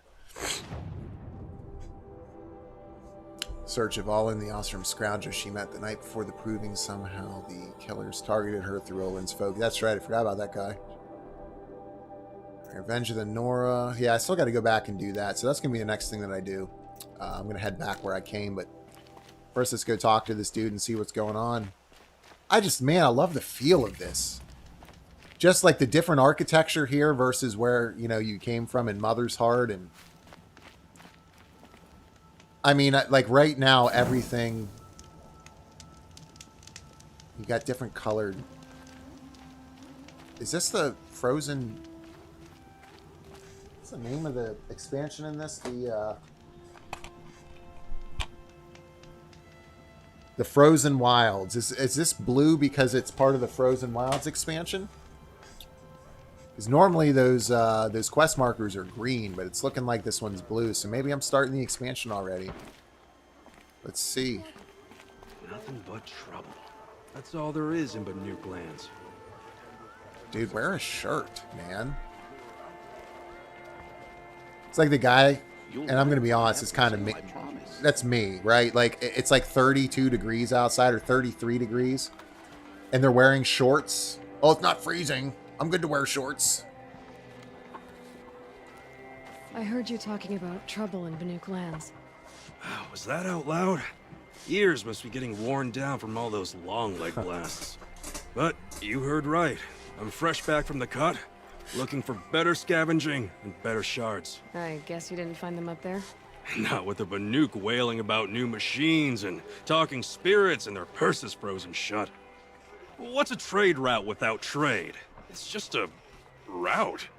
Thanks for your infinite wisdom and knowledge. What were these new machines and spirits? Honestly, I don't even know. Going by the number of Banuk funerals, I'd say the kind you turn away from. Not really my style. Well, if you reach my grand old age, you might prefer picking up after hunters in the Sundom. It's warmer, too. The Cut. What is this place? The Cut? When the Karja took up swords and hacked away at the edge of Banuk land, they left the Cut behind. So a battleground from the war. Like the valley outside the Sacred Land. Mm-hmm. Mountain Pass in the far north and east will get you there.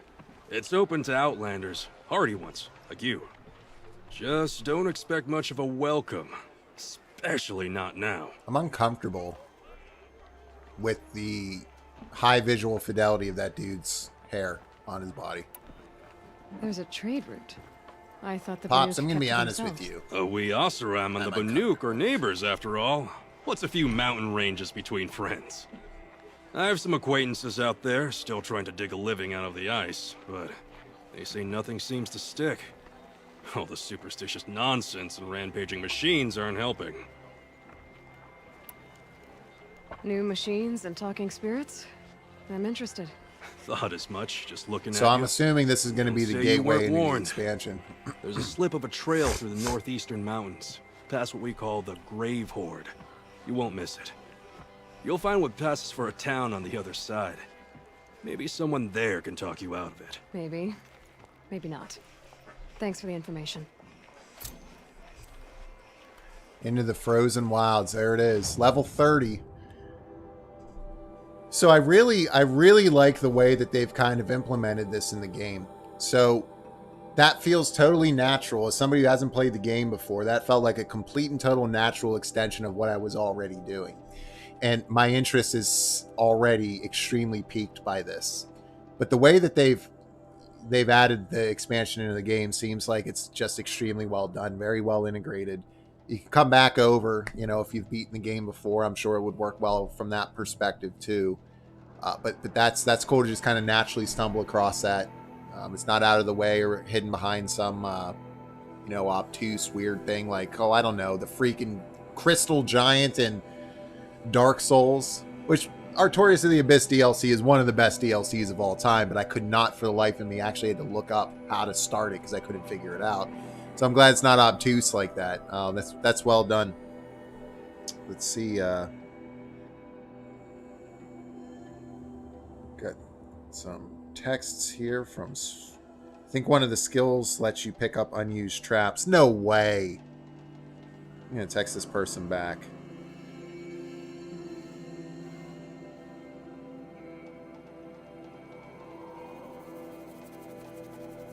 Yo. Good looking out. Good looking out, Swasti. Let's take a look. I got 3 skills here. Let's see if...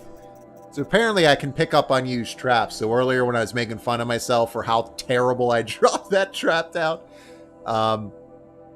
apparently I could have just been like, oh, it happens to the best of us, instead of talking about being the worst player in the world.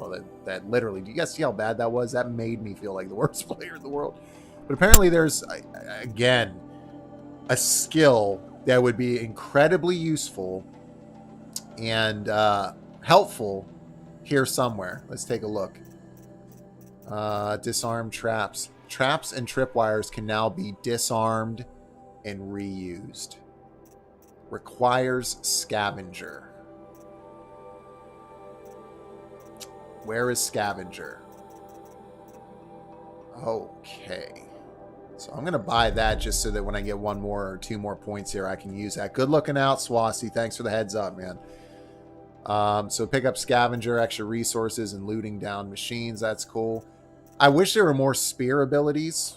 I'll be honest, I'm totally fine with if I don't get any more the rest of the game, but I was hoping there'd be like some super spear ability here at the end with some maybe cool, unique multi-attack, you know, Ghost of Tsushima style. If you do a silent attack, you can chain it to multiple enemies, which is also very Batman-esque as well. But it's just that if your health is low, you do increase damage. Triple shot. Heavy lifter, no. Balance Stain, don't need that. Strike from below, that would probably be good to have. Leader Strike. Yeah, these would all be good. Silent Drop, I think, is going to be worth picking up. So let's just get that now, and then I'll save up 3, so the next thing I get here is the Disarm Traps. So let's go talk. So the green will be indicative of base game quests. Let's go take a look. Ooh, supply crate. Don't mind if I do steal from your vendor. You're lucky this isn't Aladdin. This cold isn't going to do the props any. They will try to take your hands for that, Aloy.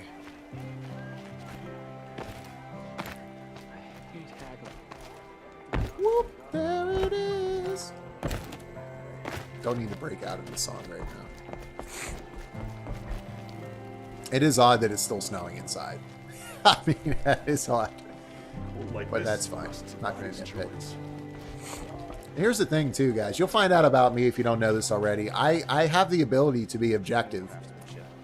You know, even let's say I started playing this game and I still didn't like it, but I realized it was still a really good game, just not for me. I'd still call it out as a great game and recommend it to a certain subset of gamers. Or to maybe even all gamers. Say it'd be worth your time and money. On the other hand, if I've been talking smack on a game or I've been, you know, I haven't been relentlessly making fun of this game, but I just, like, I have poked fun at it for a number of years. Like, I'm happy to eat my words on that and be like, I was completely and totally dead wrong. I mean, look at that over there. That's so cool. Looks like there's another building over there. We got, is that a machine dinosaur flying? Is that yo, is that an enemy that I can fight? Because I can get in, I can get into robot birds. Okay, I'm already into the enemies in this game. I've kind of given myself over to the concept, whether they explain it out or not. Look, they are too well designed to ignore or to continue talking smack on. Conceptually, am I the biggest fan? No. Will I be after I, you know, pick up more lore and audio and hologram entries and that stuff? I don't know. Maybe. But It ultimately doesn't matter. I'm sweating. I feel like this is going to be somebody I need to talk to. I'm busy, Nora. If you need something, speak to Captain Balan in the parapet by the market building.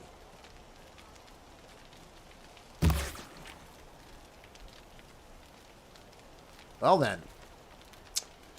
Somebody give me some of that metal plate he's got in his head. What do we got here? Ooh. All right. The derangement. Oh, guys. See, this is what I'll do when I'm not on stream. But I want to read about this. But I'm not going to sit here and read through this whole thing on stream unless I do it maybe in the snake voice. It's too long. The derangement of the machines. Esteemed lords and ladies of the Sun Court, honored khans and patrons, the concerns regarding the continuing derangement of the machines are noted. I can't. It's too long. I'll read that. I'll pick this stuff up afterwards and read through it on my own time, so I'm not bothering you guys with that, because I don't want the stream to go dead for a bit.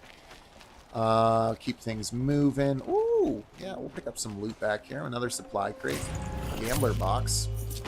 Actually, I need to open some of this stuff, because I've still got a few of those treasure boxes from merchants here. So let's go resource supply box. Let's open that up. Oh, great. I got more Ridgewood. Free sample box. I'll pick up some blaze, a fast travel pack, and a resist freeze potion. Good. Razor lens, echo shell, metal burn. Okay, metal burn solid, blaze, fast travel, full health. Some metal shards. Good stuff. Okay, go in this building? Probably not. You can't really go in buildings in this game. Very rare exceptions you can. That's fine. Again, I'm not gonna try this build now. Oh, dude, can you imagine being this guy? You have to wipe the floors outside. Like, what did this guy do to get assigned this duty? You gotta clean the floors outside. By the way, it's freezing cold outside. Go get that bucket of water. Aren't goods, they're necessities. I mean, like, dude, can I talk to you? Let's have a conversation, man. How you ended up at this point in your life? Come back. I've got a lot of my I would too if I was cleaning the floors outside at a castle fort in the mountains.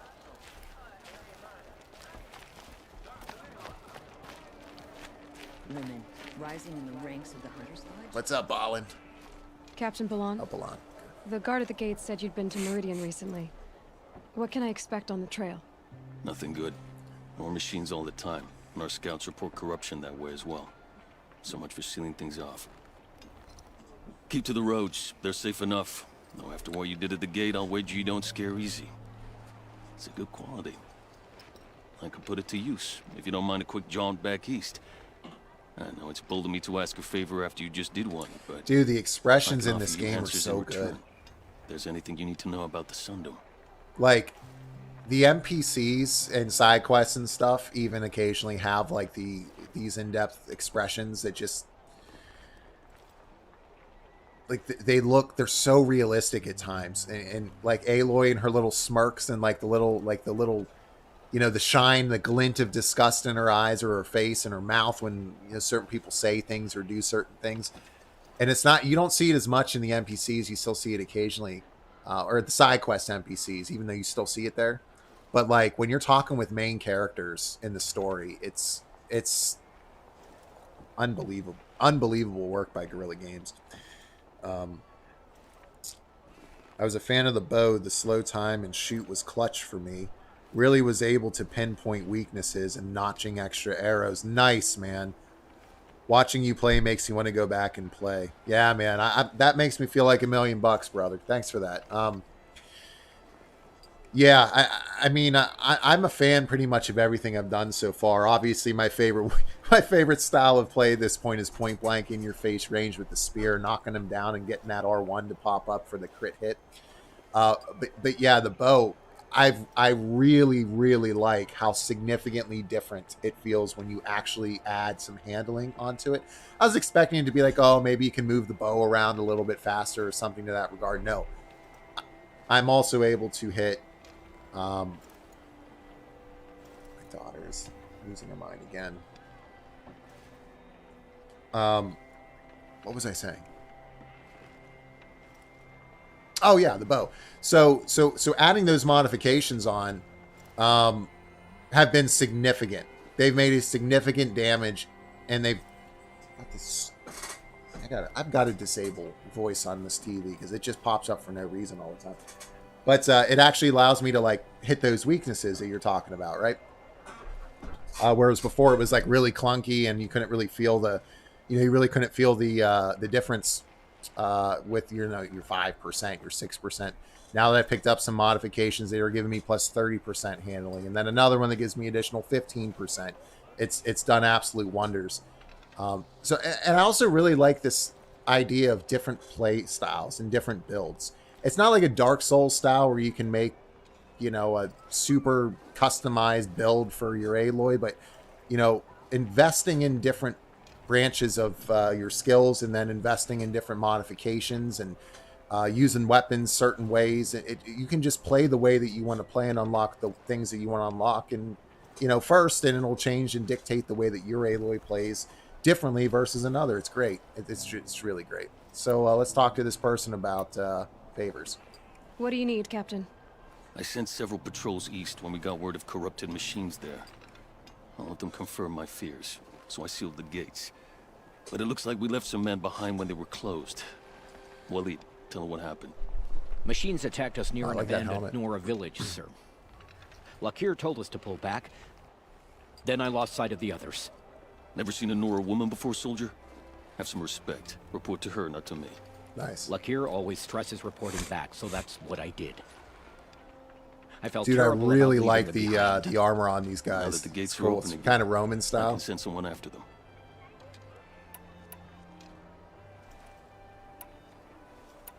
Did an Osram named Olin come through here? Twice. He was part of the royal delegation to the Nora, and they passed through on the way, then back. And they brought back stories of a vicious attack on your people. My condolences, of course. Do you know where Olin is now? Not exactly, but he was on his way to Meridian. Seems I'm like certain all of that. roads lead to Meridian, Everyone ladies goes and to Meridian. gentlemen. Can't you send more soldiers to find the missing men? What about Waleed here? Most Nora still don't take well to the sight of Karja armor. Officially, it's a risk to send patrols so close to your sacred land. I'd prefer not to do that again. But heading that way won't be a problem for you. Please say yes. What was that, soldier? Nothing, sir. What's going up, Inertia the Rock Band? How you doing? Welcome to the stream. Thanks for coming in and hanging out. Playing a little Horizon Zero Dawn this morning. Love and life. It's been just an amazing freaking session so far. Lots of really close, difficult battles with some intense machines and some combinations and new enemies I haven't come across yet. But it's been good. We've had, I think, at 1.567 people. Doing good. We got a game sometime. Thanks for asking. This game does look good. Yeah, you're not kidding. I got to tell you, man, it's, or lady, or gal. Yeah, I'll keep an eye out for your men. I'll See what we can do about your missing I'll men. be Not as grateful. faithful as Waleed. You hear that, Pull on lunkhead? Ted, You might be off the hook. Yeah, I mean the game is just stellar. So far, it's just absolutely stellar. I'm shocked at the quality. I'm shocked at how I'm coming around on the robot dinosaur stuff. It's just been absolutely fantastic, and kind of I've made my way up into the mountains here, and had a really intense fight at the gates, to say the least. So if you haven't checked that out, I highly recommend you go back and check out later the rest of the stream. It's just been an amazing session. I've somehow managed to not die despite being in some incredibly dangerous situations, using everything at my disposal just to scrape by. I showed at one point my hands were literally shaking with just how into it I was and how intense it was fighting these machines. And I took out this bandit camp up in the mountains, and it led into this fortress here. And really am enjoying, the art style and kind of the armor design and kind of where the story's going. But apparently that's also where the expansion of the game starts as well.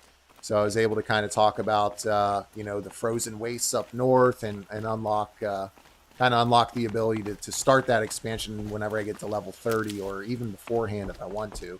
So they did a really good job of kind of integrating that throughout the game. Nothing better to do than vibe, chill, and play some games. I might pick up this game. Dylan, dude, that's nuts. Yeah, man, I can't recommend it enough. Can't recommend it enough, brother. It's fantastic.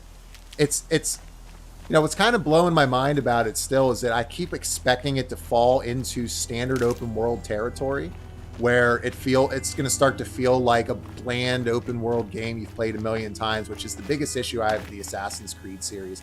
I can't play Assassin's Creed anymore because it's just the same thing over and over. It's size and scope just for size and scope. You're doing the same things. This game does not feel like that at all.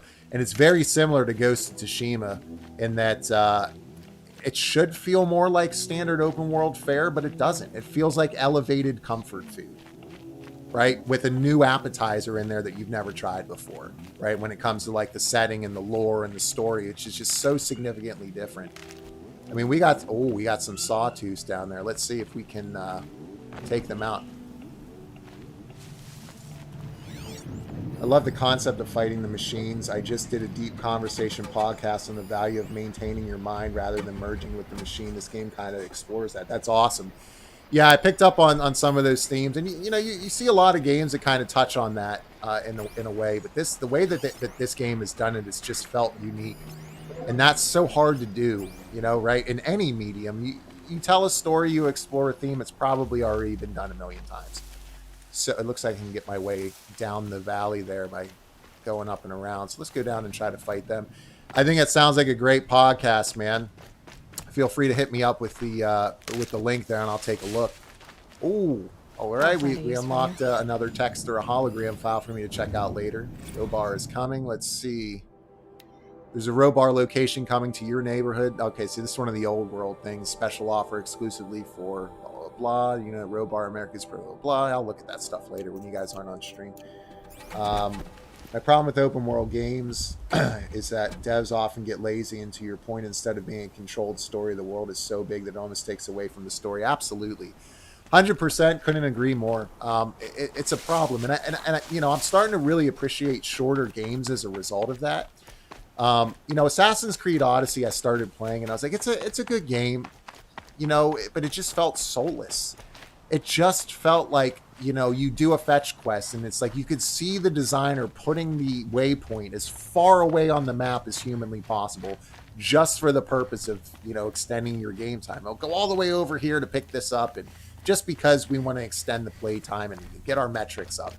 It's just not, it's not something that interests me anymore. The open world game has to be unique, it has to be meaningful, and it has to kind of separate itself out from all of the other countless dime a dozen examples that are out there.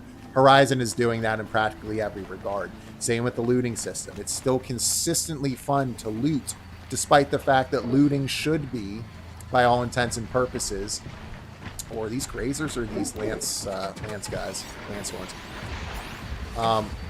Looting should be just, oh, you got your green loot, you got your blue loot, you've got your purple loot, all that kind of stuff, but it still feels meaningful, and it still finds little ways to differentiate itself from other looting systems that are out there. It's just consistent. Okay, why'd you have to look right at me, buddy? Okay, look the other way. I thought he was looking at me. Let's override this lance horn here. Right in the booty. Let's see. There's the link to part 1 of it. Yes, sweet, man. I'll take a look at it then. That's what makes Metal Gear Solid 1 so good. It's a huge game, but yet controlled. You still more or less have to go through the game start to finish rather than the big world just for the sake of it. I agree with you 100%. I love how the nighttime... Yeah, dude, you're right about that. Yeah, the night... I keep saying this on my streams, man. I really wish people could see this on the TV that I'm playing this on, because what I'm playing this on is a Samsung Q82, which has HDMI 2.1, so I can do the 120 frames per second and all that stuff. So I saved up for it ahead of this PlayStation 5, which I'm playing this on, and I mean, the fact that I'm mentioning it, and I've said this a lot on my stream, in the same breath as Ghost of Tsushima, which I think the other night I decided it's the best looking game I've ever played. Hands down. It's just the best looking game I've ever played. I can't get over how beautiful it is. That's the highest compliment I can give it. It looks absolutely beautiful, man. And it looks significantly better than what you're seeing on stream at 1080, especially if you have 4K capabilities. So let's see what I'm going to do with this sawtooth here. Yeah, Ghost of Tsushima, if you can pick that up as well, man, I can't recommend it enough. I kind of expected, to be honest with you, for this to not really be a fair comparison, because this game came out in 2017, right? And since then, I've played, you know, another run of The Witcher. I've played Ghost of Tsushima, right? I've played all these other games that have, you know, probably made some significant advancements since that would impact my ability. Uh-oh, these guys came right up the hill. I did not want to see that, because that's going to aggro everything. So I anticipated this game to not... are they still coming up the hill? I anticipated that to hurt my overall viewpoint of this game unfairly. And I said that before I started. I said, like, I'm going to be honest with you. I'm kind of concerned about that. Man, these guys are relentless when it comes Just to... stay out of their way for now. I mean, I want to get this sawtooth up here. Overridden. There we go. Because I fought 2 or 3 sawtooths earlier at one time. And you can go back on stream and watch how intense that fight was. And I was able to just use everything at my disposal to stay alive and win and get us some resources. But I love just watching your machine that you've overridden just take care of the business and just slowly, like a total badass, just walk up. I'll just loot the corpses from the enemies you just murdered mercilessly. Can't pick up any more Lancehorn hearts. That's fine. I mean, that's not to say, Inertia, that's not to say the game doesn't have issues, because it does. It's like traversal in this. Like in Ghost of Tsushima, you can climb on pretty much anything. I just realized that it looks like there's actually a timer on how long this enemy can be overridden for. So what I'm going to do is knock it down. I'm going to shoot it in its canister there, right in its belly. Get that canister started and blow it up. But, I mean, ultimately, anything in this game that would be considered right now to me a negative is ultimately a negative, because the game is so stellar in spite of those things that it really... Mentioning them, I will still mention them, but it will not impact the score of the game. It's hard to get a shot on this canister. Get it?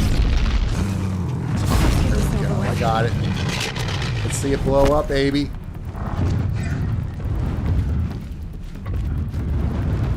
gonna die?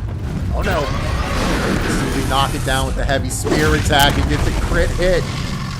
Oh, I love it, man. I love it. It's so satisfying. That's something you're gonna hear me say a lot. Satisfying. Apologies ahead of time. I've been saying that non-stop on my streams. This is satisfying. Oh, looting is satisfying. Oh, the world is satisfying to explore. This game's also incredibly rewarding when you explore it. So if you think that there might be something, you know, behind that waterfall or over the ridge line, and you know you see some area of interest, and you make your way to it, it's always worth it.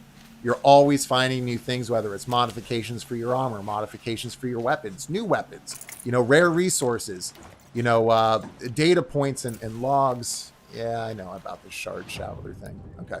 The skill tree here, if you look at this distribution, man, I mean, there's no one tree here that you just funnel yourself down and be like, oh, I'll focus on this because the things that are in the other trees I'm not interested in or won't be helpful. I keep finding situations where I'll realize in the skill tree there's something that is incredibly useful to me. Probably 5 or 6 different times I've been like, this is glorious. I had someone else who's watching here with you let me know. You know, I was saying earlier I set a trap, and it was like the worst trap placement you'll ever see by a player. It was embarrassingly bad. And I was like, oh, I wish I could reuse that, but I guess I can't. And then my buddy let me know, actually, you can. There's yet again another example of something right here.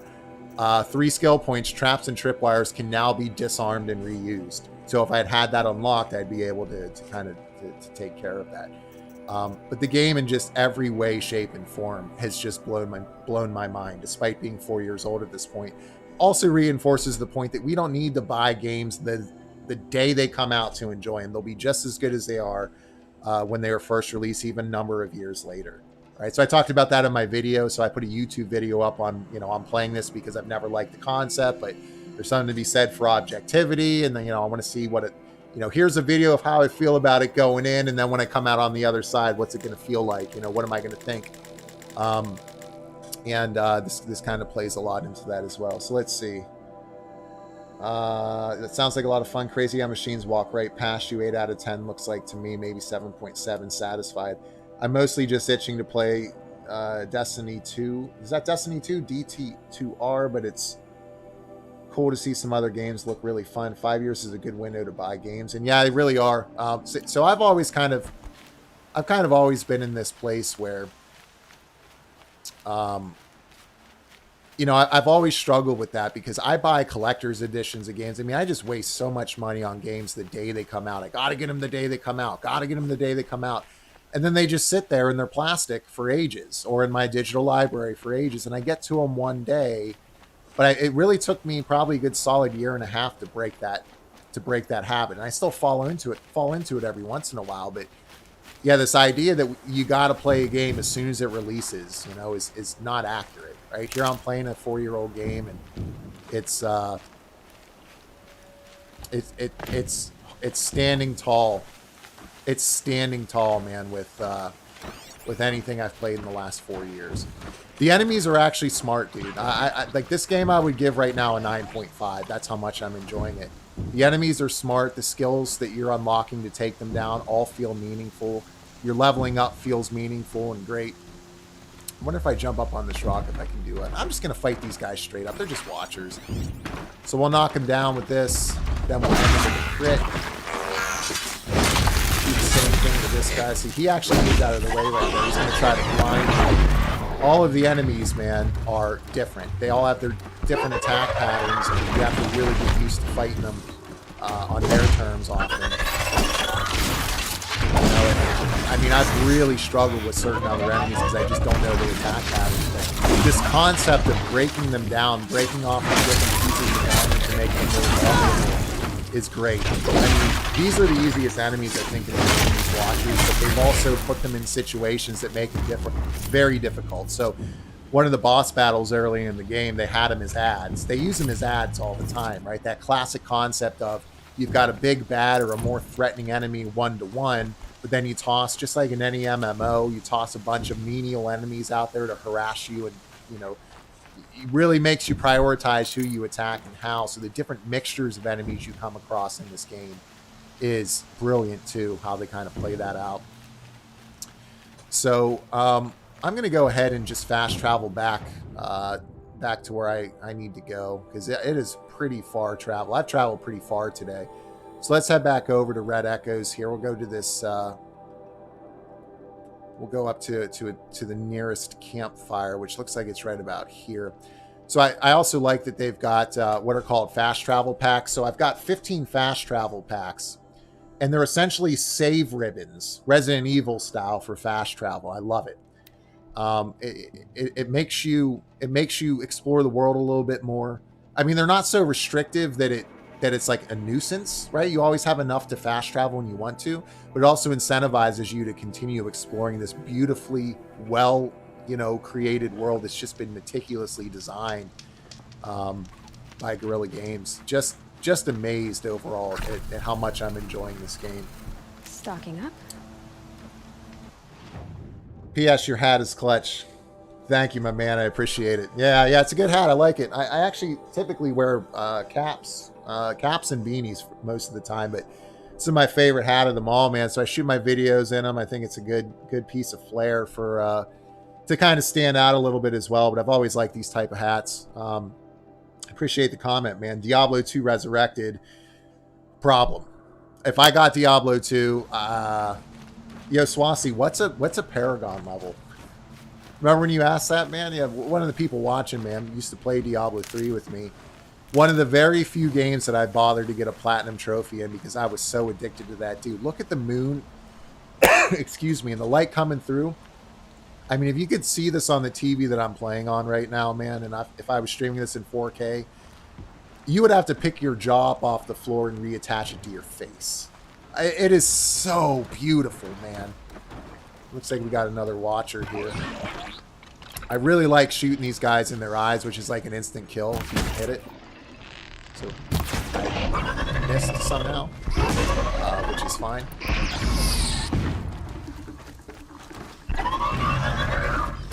These guys are messing around. So you've got multiple different types of weapons. So I just hit them with freeze bombs right there, which was probably not a good call on my part because they're not weak. They're not weak to freeze, but they blinded me successfully there. These corrupted things. I'm getting hit with those. I'm getting rocked right now. These might be corrupted because they are taking damage to go down. What's going on here? Yeah, these are all recon machines killed. Let's see what this trophy's about. Killed every type of reconnaissance, one of every type of reconnaissance enemy. Let's see. All right, so I think that's my first trophy where I'm under 50% of players who have played taking it down.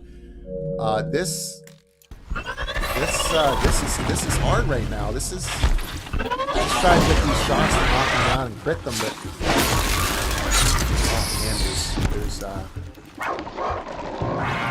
let me switch up to my, so you got a tripwire here. So you've got multiple different enemies, man. Let me show this to you. So you've got multiple types of elemental damage. So right there, he's electrified. That's going to allow me to drop him, and then you simply walk up and crit. So every enemy's got their own resistance to the elements. And then you've got different, you've got kind of like your Last of Us style crafting on the fly here, which I really appreciate. And you can see Aloy right there crafting up in slow motion, which is a nice touch. I just realized that actually for the first time. But you've got this trip caster. Excuse me. So when you're looking at enemies through your focus, you can actually tag their highlight their path, and you can trip them up with multiple different types of trip wires, right? So here, you put that in their path. If they're weak to lightning or shock damage, they'll drop. You've got, you know, different elemental trip wires you can use and stuff too. So I've just been kind of messing around today and not. I mean, I'm telling you, man, some of the other battles that I've had today have just been outstanding. So you can see my scroll wheel in the bottom left. You've got traps here. So for instance, here's like a fire trap. You've got an explosive trap, and this is one that you actually pop out on the ground. So this is a fire trap, man. Look at it. You've got like it's made out of like leather. It's like little leather pouches, and it's got fire in it. So you can, you know, as you're fighting enemies, and you figure out, you know, because the game has got this weight to movement, man, that only Guerrilla Games is capable of putting in their titles. It's so unique, and it makes combat so much more satisfying than most other games out there that I can think of. But as you kind of get used to the flow of fighting the different enemies and the mixtures of them and stuff, you'll start to realize when you can pop a trap down versus when you don't have time to. And once you hit that mixture, man, you start using these traps to your advantage.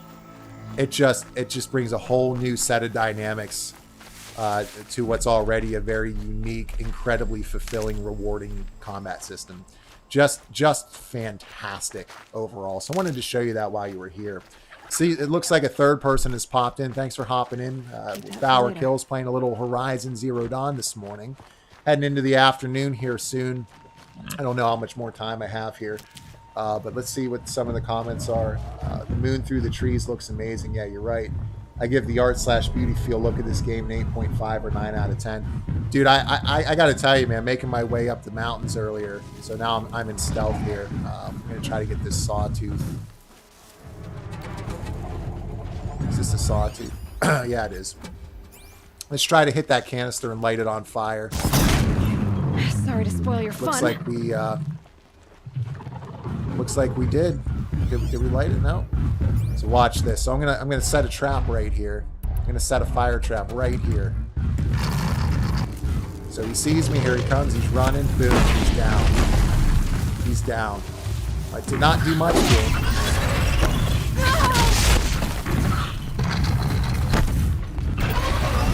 Now I'm gonna hit him with the spear and hopefully drop him because I unlocked the ability to knock him down with heavy spear attacks. I mean, look at the damage that just did to him. But he's still, see the machine part fall off of him? Now he's more vulnerable on that side of his body. Let's put another trap down just to make a point, right? And I love how he rolled into me and got me the crit. He's down. So the different ways that you can take these enemies down, man, and break them apart. Take off those pieces of armor, make them more vulnerable. And yet at the same time, there are just so many different ways that you can play. You don't have to take Sawtooth down that way. You can do any number of ways. You can override them if you sneak up on them and you've done you've done the dungeon for them. They're called cauldrons.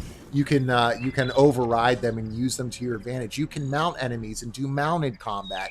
You can brute force your way through things. You can use traps and tripwires and different elemental attacks, and it's just stellar. That's the word that keeps coming to my mind. Is it's just absolutely stellar, and it's satisfying, and it's fun, and it feels great.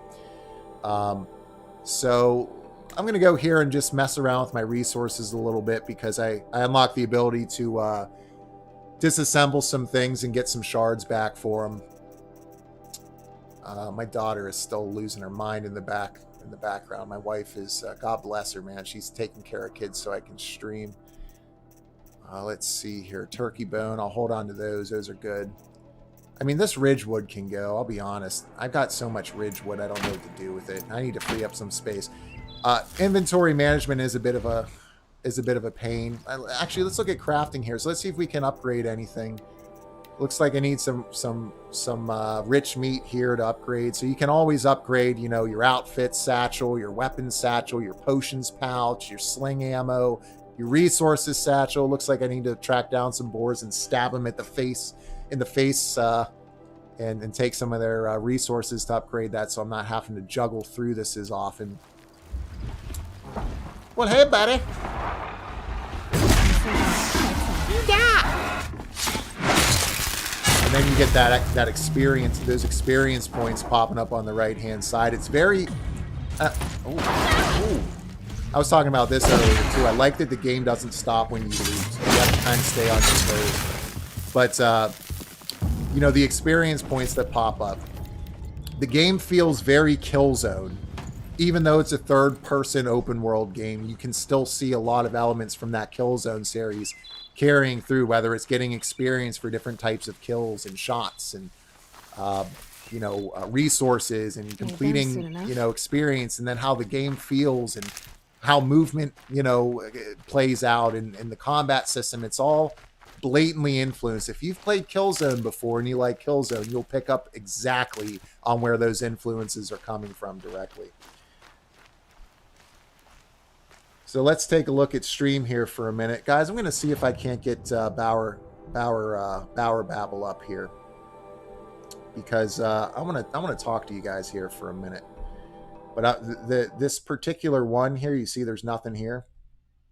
It's not letting me use it. Typically, I'd be full screen right here.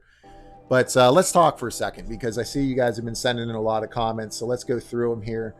Inertia, I appreciate you taking a look at the channel, man. If you haven't subscribed yet, I mean, not trying to shamelessly plug myself here. That was not a well thought out statement. But yeah, if you haven't subscribed yet, man, or liked the stream, if you guys could do that, that'd mean the world to me. I've noticed that when people are liking the streams or when they're commenting a lot, or especially on the videos that I put up, I'm starting to get out to more and more people, which is nice. I got to work more on my thumbnails and my search engine optimization and all that stuff. But that's how the algorithm works and helps me get out to a little bit more, more of the audience that might appreciate this content. So appreciate that, man. If you could do that, that'd be great. I've been subscribed for months. It's notified me in my suggested feed that you were live. Thanks, man. Yeah, that means $1 million to me, brother. So that makes me feel like $1 million. And guys, as I mentioned before, I'm stumbling over my words because I'm a little bit hungover. So my apologies there for all that good stuff. 1 second here. Yeah, YouTube doesn't really let you know who your subscribers are. It just says you've got some subscribers unless they let you know. So let's go up the chat here a little bit before we get back to some Horizon. Let's see.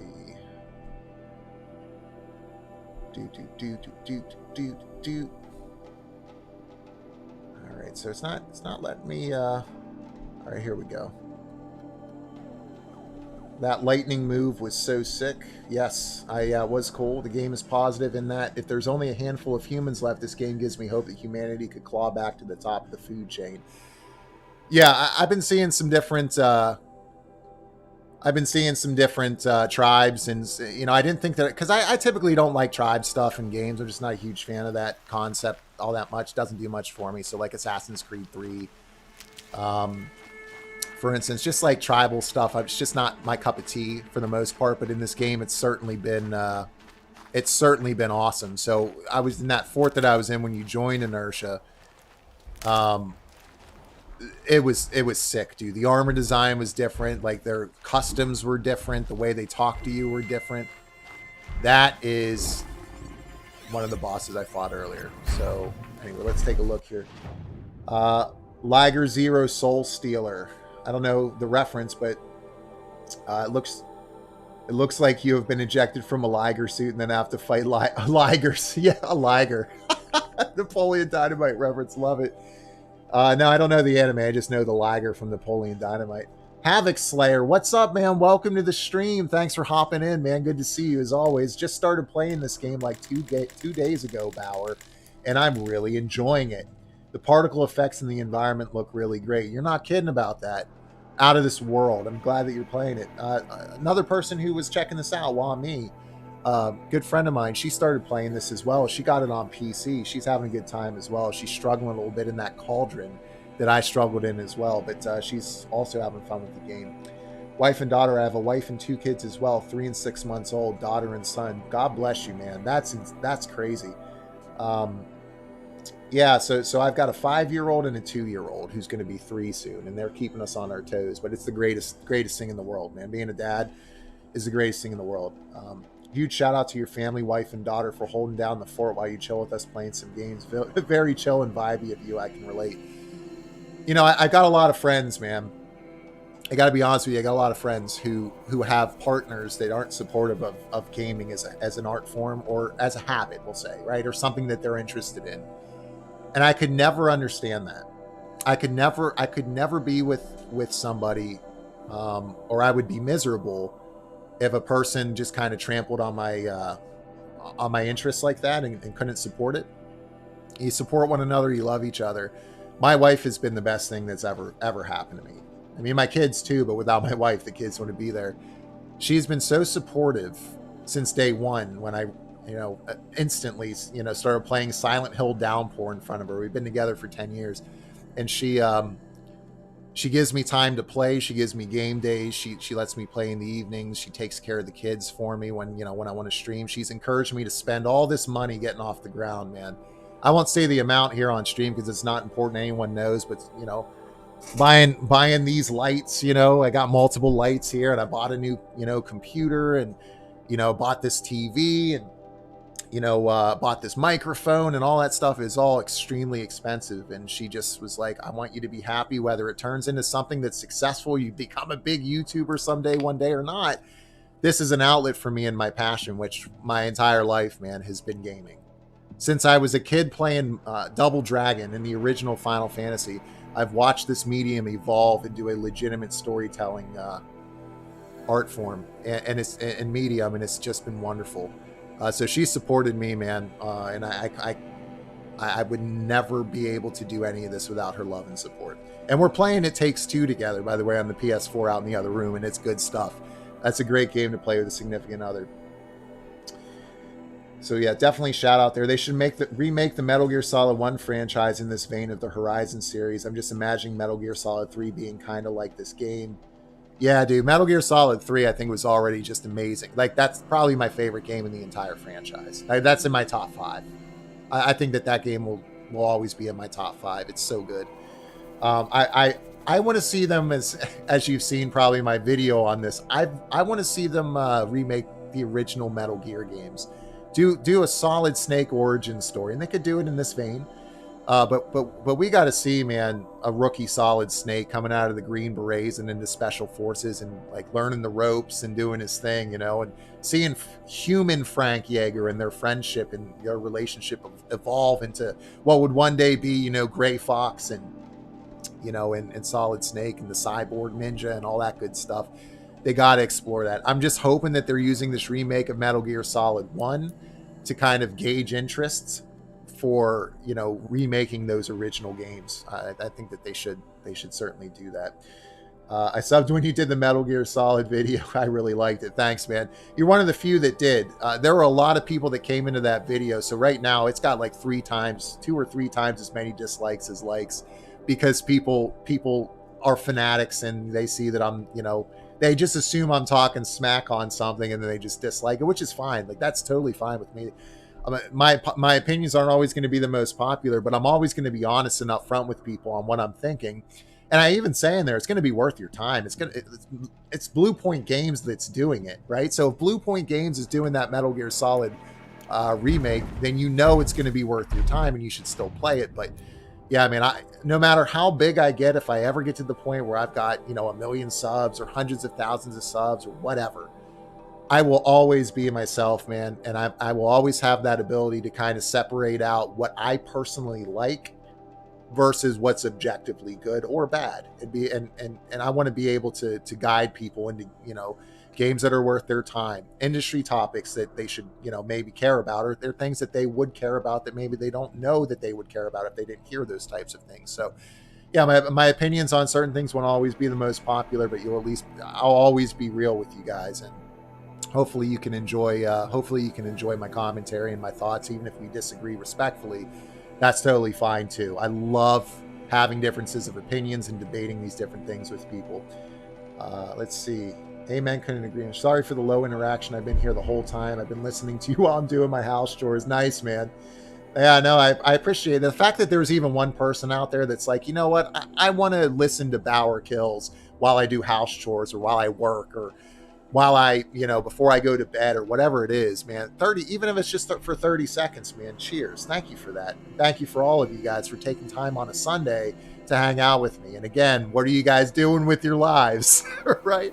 But no, man, much appreciated. Shout out to Mikey, the then anonymous third viewer who is now known. Yeah. What's up? What's up, Mikey? Amen. I can relate to you a lot, Bauer. We got to collab someday on some games. I do that stuff too, but I collab my gaming with my music passion. Dude, I'm down, man. I'm totally down. I'm going to make a video actually about why, I will play games. I put this up on Twitter not too long ago. Even if a game is terrible, if it's got a good OST, I'll play it just for the OST. One of the most important aspects of a game to me is both sound design, but in particular music. Your wife and kids sound rad. Yeah, best things in the world. My wife and I play Pokemon Snap, Mario Kart, and Smash Bros. Yo, Metal Gear Solid 3 is my favorite. That's awesome. You're playing games with your family, man. There's nothing better. My wife and I played through the entirety of Judgment, and I'm going to make a video on Judgment. It was a 55-hour play, and we would sit down, and she was like on the edge of her seat. She lost her mind when they did the Lost Judgment trailer. We watched it together, so we're just like, dude, we're like Mr. Burns in it, waiting for September to roll around so we can play that again together. Original Metal Gear Solid 1 and 2 before Shadow Moses, no doubt, my man. Have you heard about the Prince of Persia Sands of Time remake? That game was a classic. I have, Havoc. Yeah, no, I have heard about it. I don't know what to think about it. I think it looks a little bit...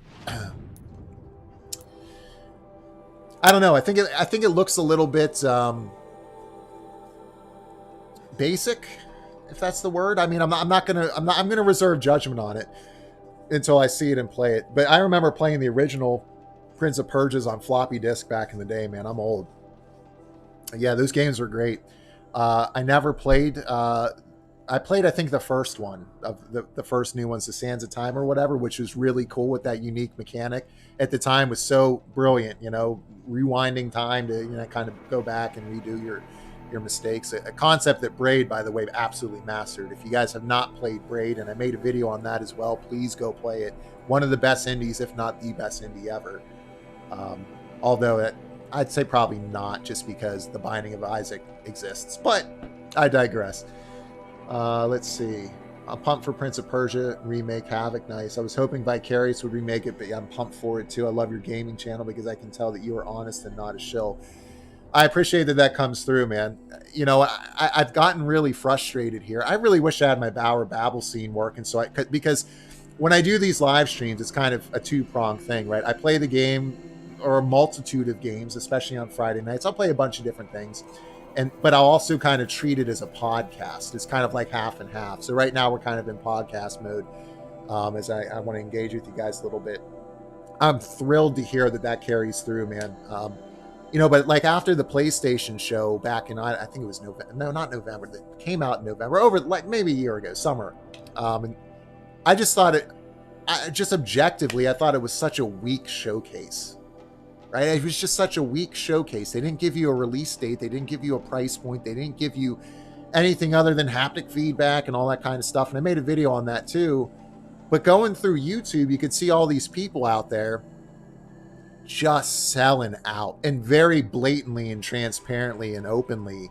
You knew they didn't believe what they were saying, but they were trying to catch the eye of a sponsor somewhere, or somebody would be like, oh, well, you know, they were just kind of selling their collective metaphorical soul to Sony or for brand purposes. And I'm not interested in that, man. I think more than ever today, what we need are people who are objective and tell things like it is, right? And be honest about things. And again, if people disagree, that's totally fine. That's a different topic altogether. We can debate those things.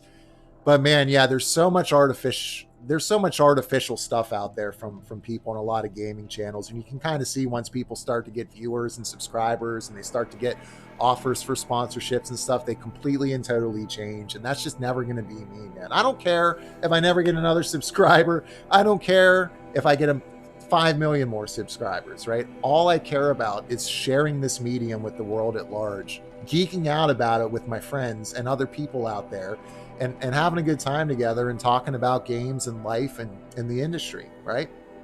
And other things too. So yeah, I'm really pleased to hear that, man, that carries through. So thanks for the kind words there. Let's see what else we got here. Let's see. Would you make it? Because I'd rather disagree with you than have you agree with me because you are paid to agree with me. Yeah, I couldn't agree more. I think where we saw that the most was The Last of Us 2.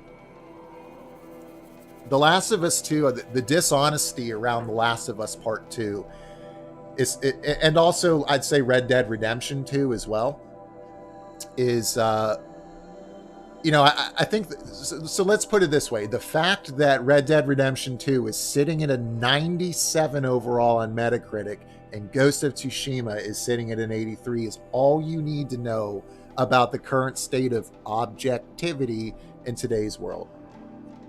By almost any metric except maybe story, maybe, depending on how you feel about Ghost of Tsushima's story, which I freaking adore. There's absolutely no way you can make an objective argument that Red Dead Redemption 2 is a better game than Ghost of Tsushima. I mean, there's just not, you know, regardless of what you look at, except for maybe the story. But that's especially relevant to The Last of Us Part 2. Let's see. That sounds awesome. You're so right, dude. I feel the same way. That's how I do it. Amen. BauerKillz hot games takes all day. What's up, Mikey Juarez 42? Thanks for hopping into the stream, man. I appreciate it. Yeah. So I got to tell you, man, like, here's the thing too with The Last of Us Part 2. Okay, let's roll through this. Okay, real quick. And again, yo, Mikey, welcome to the stream. Thanks for taking a look, man. Spending some time with me. There is absolutely no single objective argument that anybody can make that The Last of Us Part 2 is a better game or more deserving of Game of the Year than Ghost of Tsushima. Here you've got a game that offers one playthrough. One. Which, listen, it's fine if there was a multiplayer component. Oh, wait a minute. You're telling me that the original game, which is a masterpiece that you released 8 years prior or 7 years prior, because you know someone's going to hop in at some point and be like, oh, it was 7 years ago, not 8. Whatever. 7 or 8 years ago. And your sequel doesn't even include the same modes, let alone an evolution of them. One playthrough. And in that playthrough, which is artificially padded to get you into the double-digit hours, like the Seattle portion, where it's kind of like semi-open world, it's just, dude, it's so blatantly extended so that Naughty Dog could say, oh, we got a game that's in the double digits for single player, a 10 to 12 hour story. There's no multiplayer. I mean, the game, the only difference in combat that I could pick up in there, right, was your ability to go prone, which you could do in Contra on regular Nintendo. The combat, I mean, I do like the style of Abby, like her brutal, visceral fighting style and up close, like I like that, right? The game looks gorgeous. I think it's maybe set a new standard for animation, but graphics don't make a game. Okay, graphics can enhance an experience and they can take away a little bit from an experience. They do not make the experience. So, and I haven't even talked about the story because I can understand how some people would love it and why others like myself absolutely despise it. But so much of that game is not earned. The praise for it, completely unearned. I think it was a good game, overall good. Maybe an 8 out of 10. Okay, objectively, I'd give it a solid 8. But this idea that it should even be on the short list for Game of the Year, let alone winning it, when you have other quality titles out there, like Ghost of Tsushima, which is just, not only, in my opinion, not only worthy of being considered the swan song for the PlayStation 4, that game meets being the swan song for the entire last generation. Absolutely brilliant in practically every way. And yet you knew, for reasons outside of gaming, reasons outside of objective, critical, review of these types of things, you knew every person out there, every major gaming media, article or publication, rather, guys, I'm hungover, I'm sorry. Every gaming organization out there, an awards show, it was going to give it Game of the Year because of reasons, right? And that's exactly what happened. I can't get over how much of a total shit show the medium has become when we talk about how it's covered from a quote unquote journalist standpoint and objectivity. And then you see all these YouTube people out there or Twitch streamers who are just lying directly to your faces and not being honest with you. So this all kind of plays a role. Sorry for the rant there. And I think really for Ghost of Tsushima, a better comparison would be a Red Dead Redemption 2. Rather than a Last of Us 2, because they're more similar games and that kind of thing. But I mean, I still don't understand to this day, and I will never understand how a developer as talented as Rockstar could continue to struggle with the same control issues that have plagued them since Vice City dropped in 2002. I was like 80 hours into Red Dead Redemption 2, still accidentally climbing on rocks instead of taking cover, still accidentally, pulling out the wrong weapons, and clunky, terrible, awful movement, getting you killed repeatedly. I mean, detail to a game and graphical prowess, somewhat important, doesn't make a game and should never be, ever, used as the reason why a game wins, Game of the Year, right? So, yeah, it just drives me nuts seeing that. I'll never be that person, ever. All right, so you guys probably want to see me play a little bit. Let's see. Also, Cyberpunk. Oh my goodness, Cyberpunk. Serving that hot tea. Yeah, no, man, I'm actually not doing a good job of talking about some of these things because my brain is a bit scrambled. My throat hurts and I'm also sick. But can you also believe that the soundtrack from The Last of Us 2 Wonder Over... Doom Eternal, don't even get me started. Havoc, I know what you're doing over there. Don't you do this to me, my man. Don't do this to me. Don't put me on a Doom Eternal rant, because this stream will go 4 more hours and I'll still be talking. My camera will run out of battery despite being plugged into a computer that is also plugged in and hardwired before I stop talking about it. That game, I can't say enough about it. I think it's my favorite first-person shooter ever. I might like it more than Duke Nukem 3D. I love it so much. I haven't played the second DLC yet because I'm waiting for the PS5 upgrade for it to become available, and it's been like one of the most difficult things I've ever done in my life. No joke. It's like I'm sitting there like hitting my arm like ready for my Doom Eternal fix, and I'm just like, I can't. I gotta wait for the PS5 version and the PS5 upgrade, or maybe I'll just play through it again on PS5 anyway because I've already beaten it 1,000 times. But yeah, absolutely no excuse. Also, Final Fantasy VII Remake, despite my personal feelings on that game, which I'm just disgusted with what Square Enix has done with that IP. I mean, they've literally, like Cloud, dressed it up in a skirt and skimpy clothing and thrown it out and have pimped it to the Call of Duty and the Fortnite fans. They are destroying that particular entry, and it's just I'm so frustrated with the narrative decisions that they made. But gameplay wise, stellar. Musically, where is it? Guys, I'll be right back. I'm gonna go grab something really quick, and then I'll come back and continue with the thought. 1 second.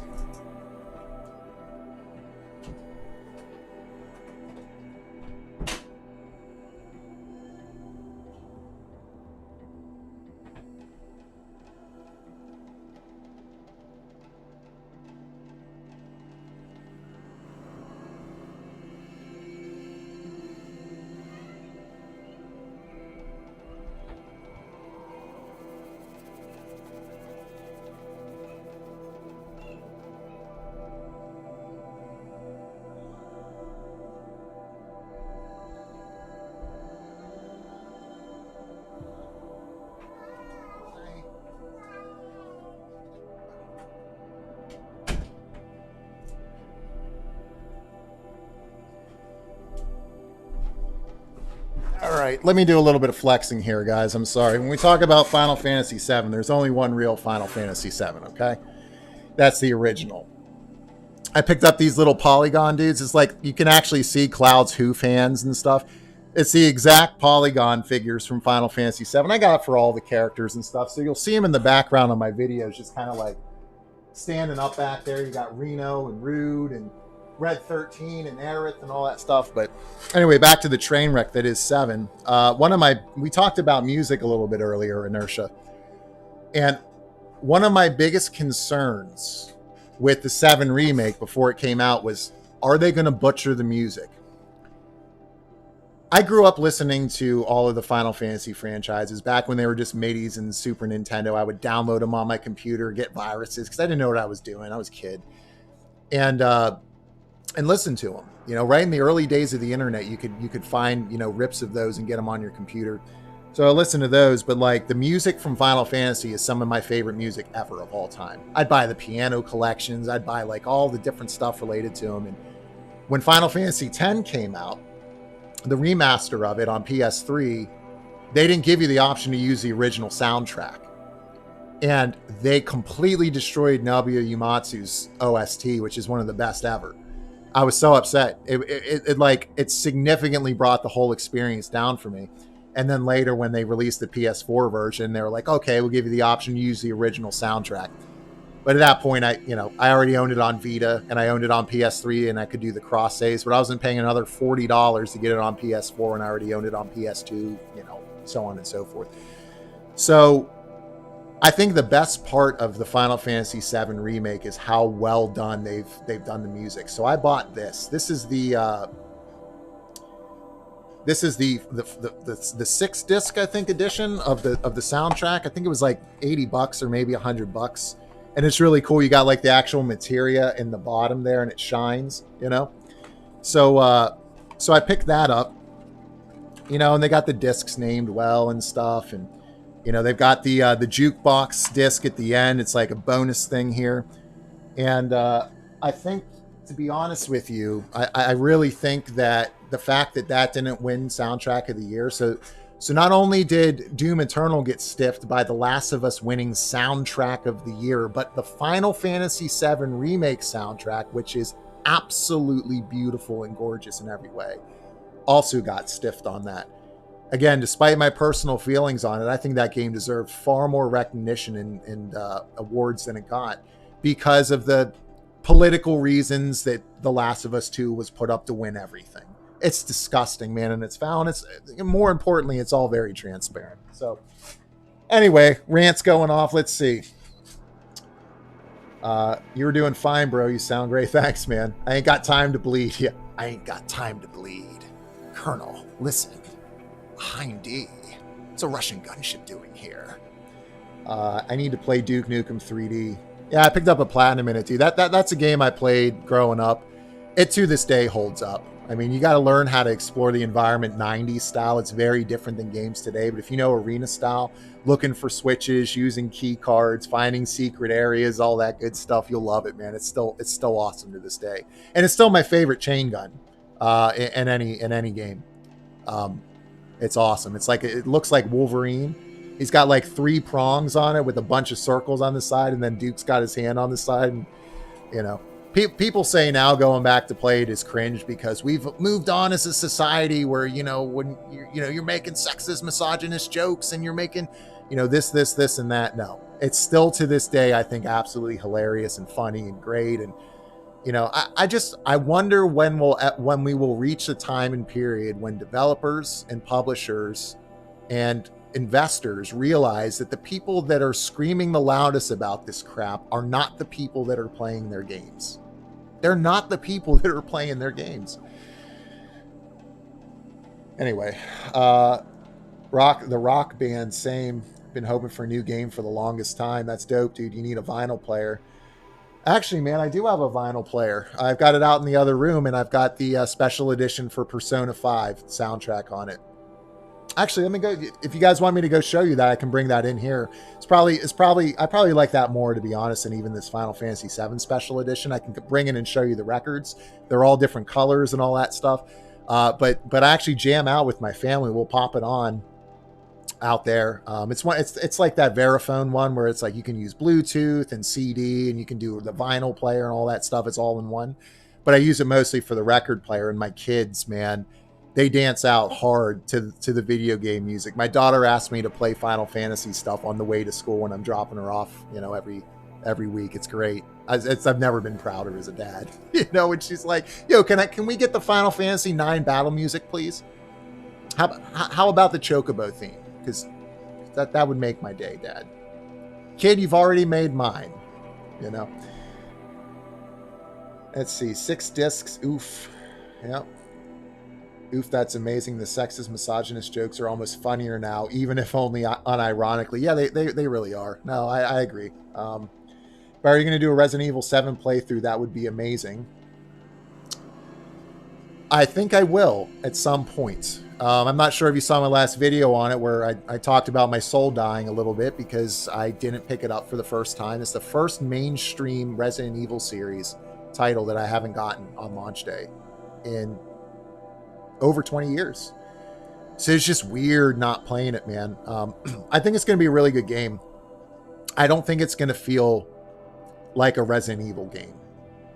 And I especially don't want to, you know, I got some of these other games out here that I'm playing. So, you know, I talk in that video about some lesser known games. One of them is this Ys 8, which if anybody out there is a fan of action RPGs or just JRPGs in general, this game is criminally underrated. It reminds me of this. Okay, I've shown this on stream a few times. That's the original Nier. I got it back in 2010. One of the first times when I realized that this this medium was just compromised by people who weren't objective. It got a bunch of 6s, 6.5. It's a bit of rough around the edges in a few areas, but overall, more than the sum of its parts, just a phenomenal new, unique RPG that had entered the landscape and developed a cult following. And then miraculously, somehow, some way, Nier Automata made an appearance. It somehow got funded. God bless you, Yoko Taro, for doing that. And now this game, Nier Replicant, which is a re-release of that game, is getting to a new audience for the first time as a result of that. But there are lesser-known games like this one, Ys 8, where I'm like, I can either play... So these developers, one of the KPIs and metrics that they use to track how successful the game is game completion. So I'm like, okay, I can stop playing this game and maybe not go back to it and complete it. I can get distracted by a game I know is going to sell millions of copies immediately. Like, it's like no matter whether I play this now or not is not going to really make an impact. So as I kind of talked a little bit about earlier, it's okay to wait a little bit to play a game. It's like if I played Resident Evil, oh, you said Resident Evil 7. Here I am talking about Resident Evil 8.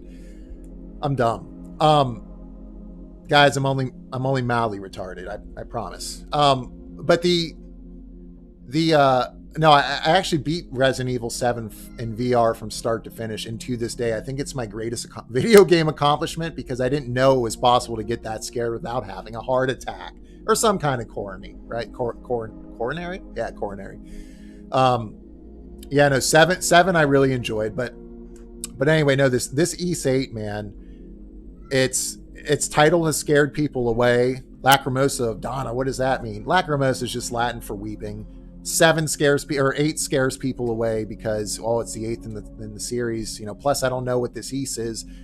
Man, if you see this game on sale and you're looking for something new and you're looking for something different and something excellent, and you like action RPGs and you like JRPGs as well, check this game out because this series deserves so much more praise than it's getting.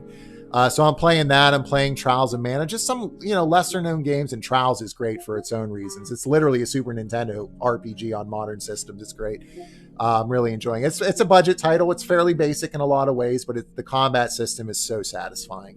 It's so satisfying. It starts off basic and it gets really good over time. And then you can start to get multiple classes, and you know, you have 6 characters. You can only use 3 on a given playthrough, and the final dungeon and the final boss and story will change depending on your mixture that you've chosen and all that. I mean, it's just really cool.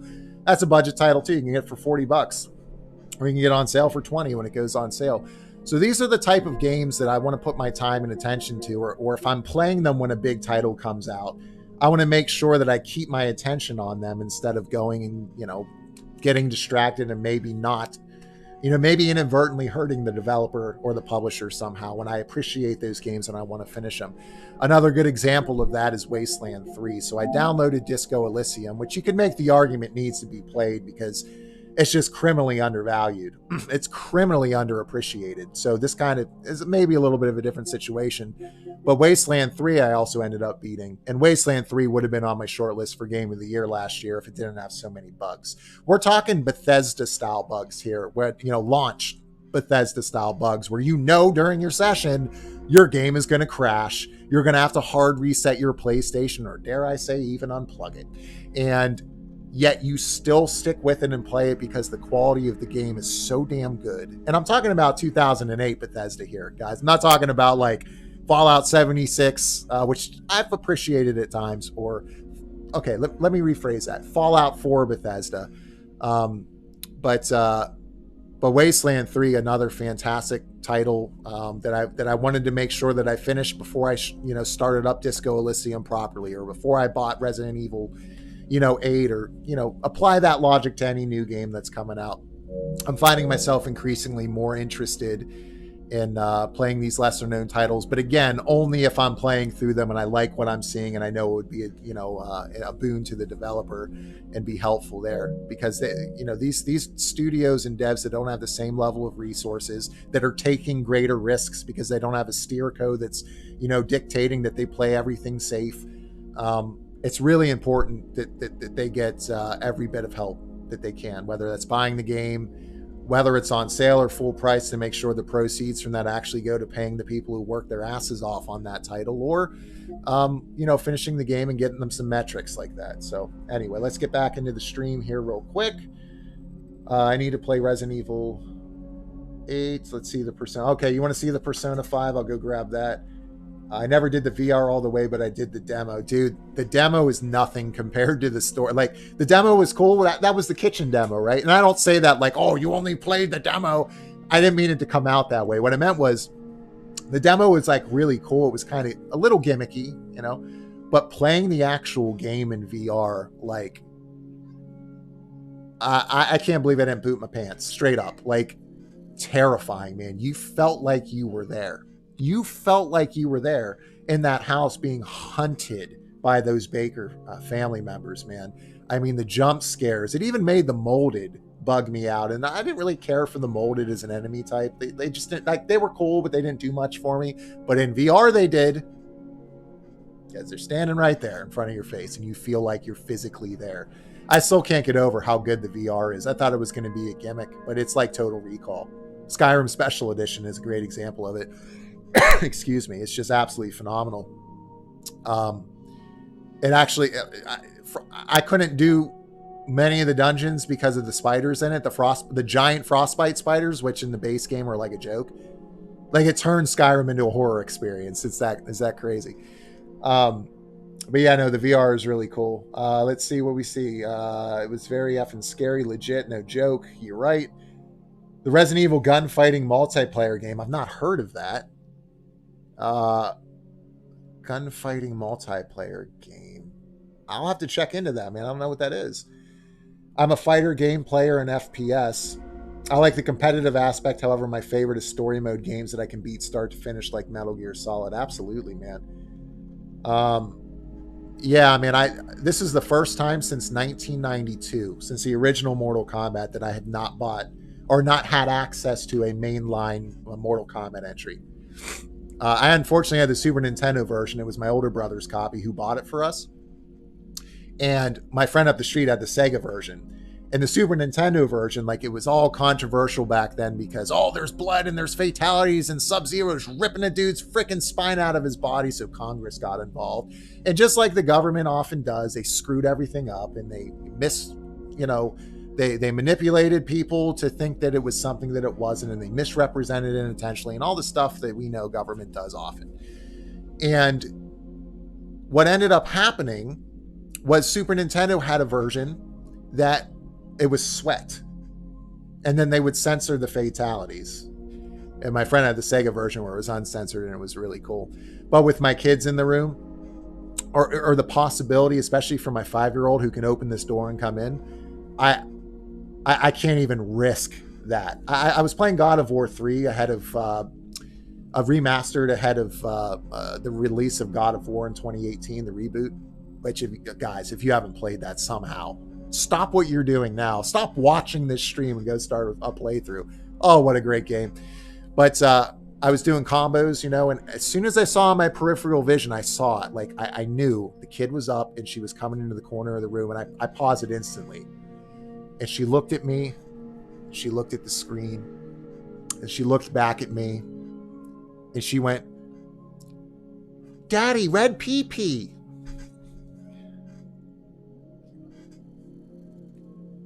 The innocence.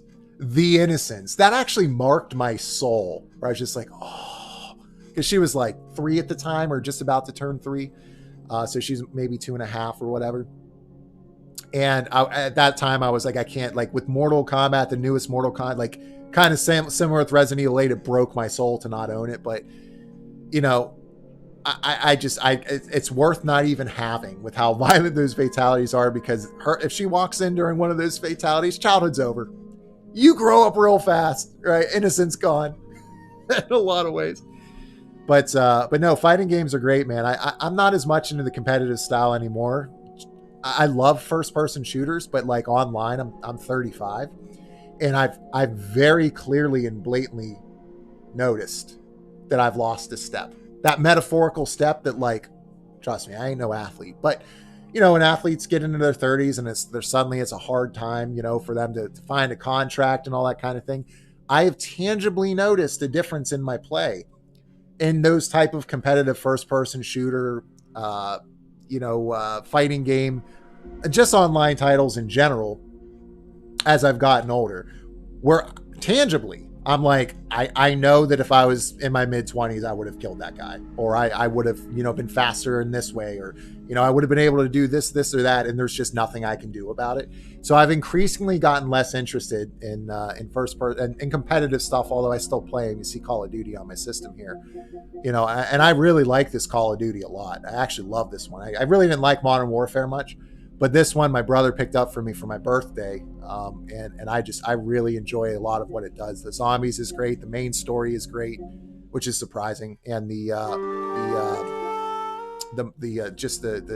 multiplayer mode is really good, and I'm having fun with it, and I've been doing really well too. I put up a tweet.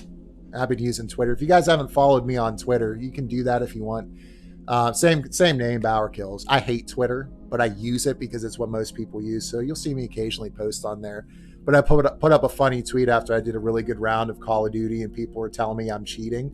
They're like, "Oh, you knew that I was there," and I was literally using the first field upgrade in the game, which is like some field microphone, because I'm such a noob. I was playing for like one of the first times, but I was smart with how I was using the gadget that they claimed I was cheating, which just made me feel like $1 million. There are these like young, Gen Z kids like flipping out because this player who they don't know is this 35-year-old old head who's been playing games since he was 3 and has lost a step or two, is actually like, finding ways around, right? Finding ways around those limitations.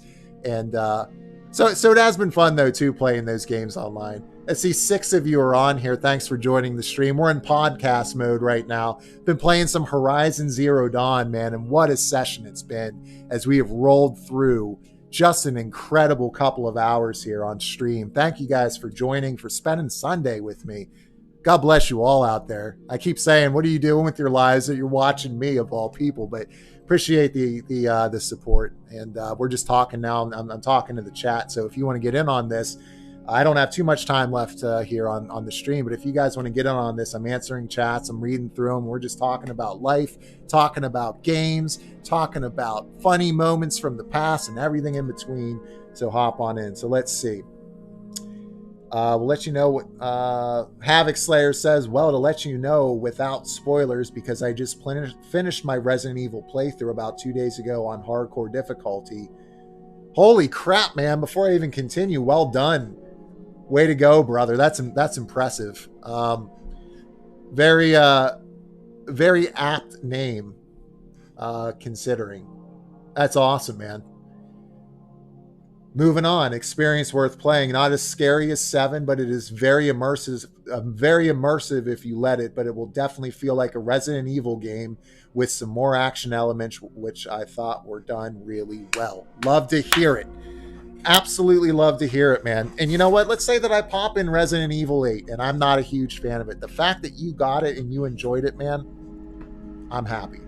I just want people to be enjoying and engaging with this medium. I don't care if they're playing frickin' Hannah Montana or, you know, Jerry Rice and Nitro Football, which is an actual Wii game. And I remember Helium laughing when I saw it on the shelf. I forget what store I was in. It wasn't GameStop because I haven't been there since 2010. But that's really good to hear, man. I'm really looking forward to playing through it. A little bit more action doesn't bother me. I really liked how they moved back to that classic survival horror feel in 7. It brought a little bit of that PT demo in the beginning, which was good to see. And then you had that resource management aspect, and it was really, really cool. And then as the game progressively got towards the end, as you made it further and further, it became progressively more a traditional Resident Evil title just from that first-person view. Loved it. So if there's a little bit more action, man, in Resident Evil 8, as long as it's done well, all power to them, man. Like, and I'm really glad to hear that you enjoyed it. So I'll look forward to picking it up and playing it, man, and seeing what shakes out. Are you talking about Resident Evil Reversed or about the multiplayer plan for 8? Inertia says, I think it's reversed because it has all the main characters in it. Resident Evil 4 is my favorite still. Leon's hair for the win. Yeah, no joke. True. I'm 29. I feel it. Oh, man. I'm telling you. I remember when I turned 30. I was like, oh, it's supposed to feel terrible, and I feel fine. And like I was walking down the stairs on my birthday. And as I thought that, no joke, I got to the bottom of the landing, and both of my knees cracked and then hurt. And it's been all downhill ever since. But no, it's been, I really like this Call of Duty because I've been able to kind of get around those like Twitch reaction slowdowns that I've been experiencing by just being creative with my gadgets and how I approach the environment and do different things. Like, you find ways to make up for it as long as the game designers, the devs have actually put ways in the game for you to use things to your advantage, right? So, you know, most people move on from that field upgrade I was talking about earlier, like as soon as they can. But for me, because A, it was all I only had access to at the time, and B, I really like knowing where people are and using the environment to my advantage. So I've still held on to it to this day. That's my field upgrade for most stuff. It's allowed me to kind of get around those things, which is just really pretty brilliant when you think about it. You got to really strike a fine balance when you're creating a game between multiple play styles and multiple groups of gamers. And the fact that they've done that, and Treyarch, I think, has always made the best Call of Duties, but kind of how they've done that in there for old heads like myself has been really much appreciated. It's made me feel like a total badass pretty regularly. I need a Sly Cooper 1-4 remake followed by a new game. Yeah, dude, I've heard great things about Sly Coop. I've played them way back in the day. I don't really remember much about them. To be honest with you, that and Jackson Daxter, they just kind of blend in together for some reason, which you wouldn't expect given that Sly Cooper, I think, is a raccoon, right? Or some type of animal with the mask on and stuff. But But no, I think there's a good shot of that happening, man. Especially with Ratchet and Clank being as heralded and as well done as it is. What an amazing remake, man! That first Ratchet and Clank remake was great. It's like a playable Pixar game, but you had the same people that made frickin' Resistance, Fall of Man.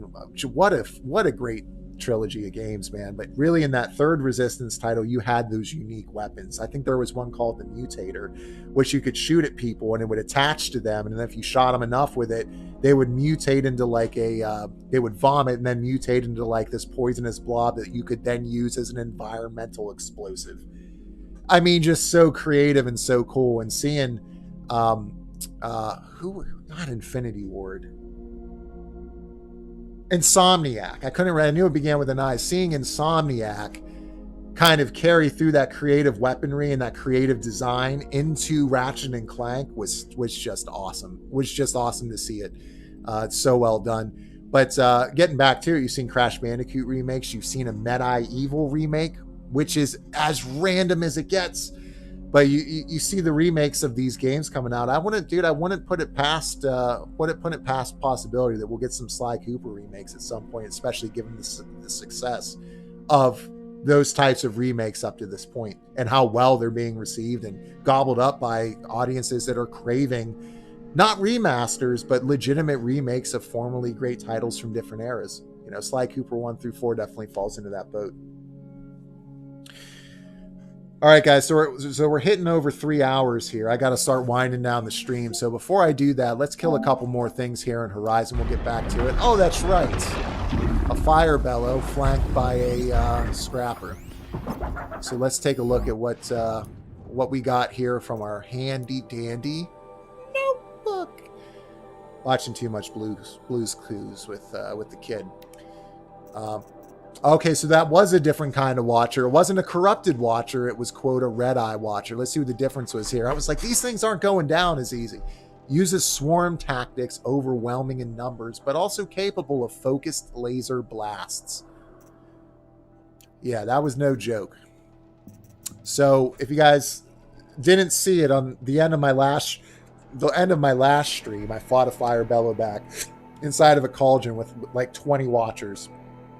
And it was one of the most intense moments I've had in gaming in a while. And I just erupted with pure emotion and joy when I beat it. It was so satisfying. I got the same thrill in taking one of these down in that cauldron that I get from beating a Dark Souls boss. And that's saying something. So let's see here. They are weak to freeze, obviously. So I'm going to use that Karja sling and see if we can't take this bad boy down. I'll be honest with you, I would really like to override a scrapper here to get it to help me out. Let's see. Looks like we got two of them here. We'll try out a stealth play. I mean, I'm not all about stealth, obviously, in this game, but see if that keeps me stealth or if they can see me when I pop out to do the override. All right, I dig it. Let's see if it goes after him. Now it's going to stay over here for now. That's fine. Did that override two of them? No, that couldn't have overridden both, could it? No, I was going to say that'd be something else. Did I unlock a skill I didn't know existed? Yo, and also the visuals of these enemies. Watching that, like the fire spew out of the mouth of that fire bellow back is incredibly. There's a boar up there. I gotta get some materials from. But just how these enemies operate and their animations and how they exist in the how they exist in the world, and it's just so cool, man, and it's so different from one another. So I'm gonna go ahead here and I'm gonna grab me up a fire potion here because this thing can wreck my day. So we're gonna use a resistance potion. Alright, so I'm gonna keep it. So I got that stealth going on. So make sure I got the. Okay, he turned to look right at me. So let's hit him up with the freeze. That was a horrible shot. I like how it shook off the freeze. Let's see if we can knock him down with the spear. Get him down, baby. Get him down. Get him down. There we go. Let's get the crit hit. You can see it's still got plenty of health left. Can I get him a second time? See me taking off the armor on his leg? Oh, man, this is intense, man. It's just so much fun. Get out of there. Get out of there. All right. Hit him with some more freeze and ammo. And then again, you got that Last of Us crafting style, which I just love in this game. How they do it. Boom. Fire, man. Johnny Cash. So what's neat is I know there are better ways of me taking this guy down. I'm kind of brute forcing it, but I've only come across one of these so far. So let's see if I can knock him. Let's see.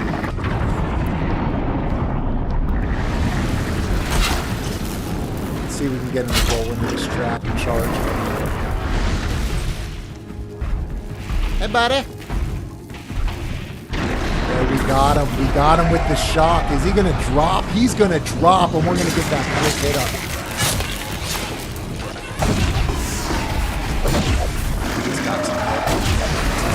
Oh, I got him again with oh. All right, baby. There we go. Take a seat. 1,050 XP plus 100 for the crit. All right. And we hit level 17. Just so satisfying in every way, shape, and form, man. Picked up another skill point. I'm going to save up for these to redo the traps. So if you hit these fire bellowbacks 3 times with 3 heavy attacks, it'll drop. So it looks like you got some timing to consider. Definitely not scrap. I'm really glad I didn't have to deal with this scrappers while I was fighting him. That would have made the fight probably go the other way. So, as always, the game is just, oh my god, it's so beautiful. Just looking down the tunnel of trees down there. But yeah, I got to get this electrician in, guys. I got to start streaming this in 4K. Because you got to see what I'm seeing. It's just so unbelievable how good this game looks. I mean, I believe it, like I said, because Ghost of Tsushima exists, but still. I think there were some scrappers back there, but I'm not going to really bother with them. I got plenty in my satchel here. So let's see what we got. So we took down a fire bellowback. That's good. We're getting closer here to continuing the story. So I'm going to go do this storyline quest. We've seen earlier today, we took out a bandit camp. We took down, oh man, that fight with the Metal Gear. This thing is blatantly a Metal Gear. They call him a corruptor, but every time I see it, I think, Colonel, what's a Hind D doing here? You know, like just the snake voice pops up in my head every single time. But I don't know how many watchers, how many scrappers were with him, but fighting him and taking him down, and then to start the session with multiple sawtooths, multiple longhorns, or lance horns, and just, man, really being forced to use everything at my disposal to set traps and to just have, you know, good reflexes. Not great, because as I mentioned before, I'm struggling with the there's another fire bellowback. Let's do a quick save here, or a hard save. I'm finding ways to get better at this game consistently. The game is certainly putting. Oh, that's a corrupted fire bellowback. What level we got to 23? I'm not high enough yet for that. I don't got the ability yet for that, so I'm gonna go ahead and just casually walk away here. Let's see what we got here. A corrupted charger. I've never even fought a charger before, so let's. I also saw a new really cool gameplay mechanic earlier in the game. Go to Red Echoes. And the mechanic was I was hiding and an enemy thought that someone was nearby, and it did like this little scan and picked me out of the foliage, and I just absolutely loved it. Is this hostile or is this good? Let's see. Let's override, and I think you can mount and ride these guys. Karagor style from Shadow of War. Let's see, Mount Strider. I do really like the mounted combat in this game. I was expecting it to feel kind of samey, but it really doesn't. So you tap X and you'll like kick your legs. So just like you would expect. So then I love that. So to slow down, she'll hit it, and then you slow down. And when I initially played, right, so we keep talking a lot about, you'll hear me keep talking a lot about how useful these skills are, right, in these trees across the board. Not focusing on any given one because there's just too many useful things. One of the things I said when I first mounted an enemy was I'm disappointed to see that you can't pick things up while you're on an enemy, you know, or while you're on a machine. And then right here at the top of this traveler, mounted pickup. Gather resources and search downed enemies while mounted. Just so I love that they put that in there. It looks like it's part of the new tree that they brought in with the Frozen Wastelands expansion. So people who played this game before probably had to get off every time they were mounted on an enemy and do that. But seeing them to scavenge, to loot, all that stuff. But seeing Guerrilla Games intentionally note that as an issue and then implement something to fix it was just fantastic. So now I don't really have to worry about any of that. I can just mount up and do my thing. I mean, just look at the freaking landmarking. I mean, the ruins of the old world, skyscrapers there falling over. This is awe-inspiring, man. This makes me feel things. Just visually looking at the game, it makes me feel things. And that's special, man. Ghost of Tsushima is very similar in that regard. This bunny's gonna die. You gonna die! Let's make it look cool, shall we? Slow down time when you jump. I like the roll physics. Never gonna argue with good roll physics. All right, let's get back up on this. Let's get mounted back up and hit this last quest for the stream, and then we'll say goodbye for today. I got off of work until Wednesday, so you guys will probably see me on again. There was no video this week. I was just totally slammed. I've been trying to get a video out and a stream out every week. I got a lot of videos coming, guys, on a lot of different topics. Even the difference in animation there, the Trot with her hair going back and forth and kind of how she's bouncing, which is different than she is at other speeds. Like I just constantly find myself trying to keep my jaw connected to my head in all of these little ways, you know, that Guerrilla Games had thought of to just implement those fine little details. And those are the things that matter the most to me. And they differentiate great games from masterpieces, or maybe just good games from great games, right? It's the attention to detail like that. It's all the little things that matter the most, man. Oh, these guys look like they're getting wrecked. Oh, great. Oh, get off. Get down. How do I get down? Whoa there. Two of them. Oh, there's two. Really lucky they didn't see me, actually. That's... Oh, because they're going after these guys. Let's see if I can sneak up on one and override them. Oh, no. Oh, no. Hi. Hi. That's not at all. Holy crap, that's a lot of enemies. Alright, so this is where you run for your life. And you get back on your mounted enemy, and you just flee like a girl. Yep. Which makes sense, because...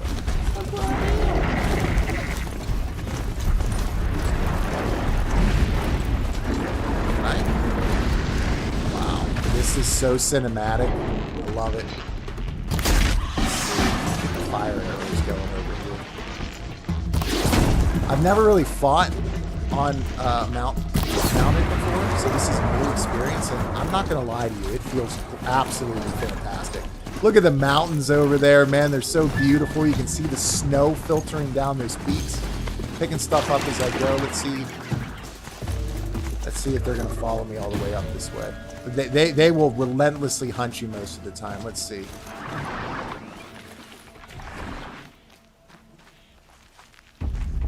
They're scanning for me. And I love how often she talks. Like the way that the amount... Oh, they almost got me with that scan. The amount that Aloy talks in this game is awesome. It's awesome. And she doesn't say the same things often at all. And it's really, like, it's always... That's it. It's always blowing my mind. Like when she says just the right thing, you know.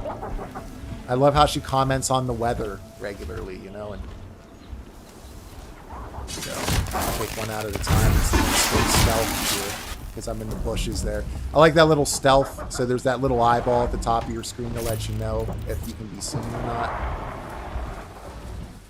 Let's can I override this guy? No, it doesn't look like I can override these ones. So I just have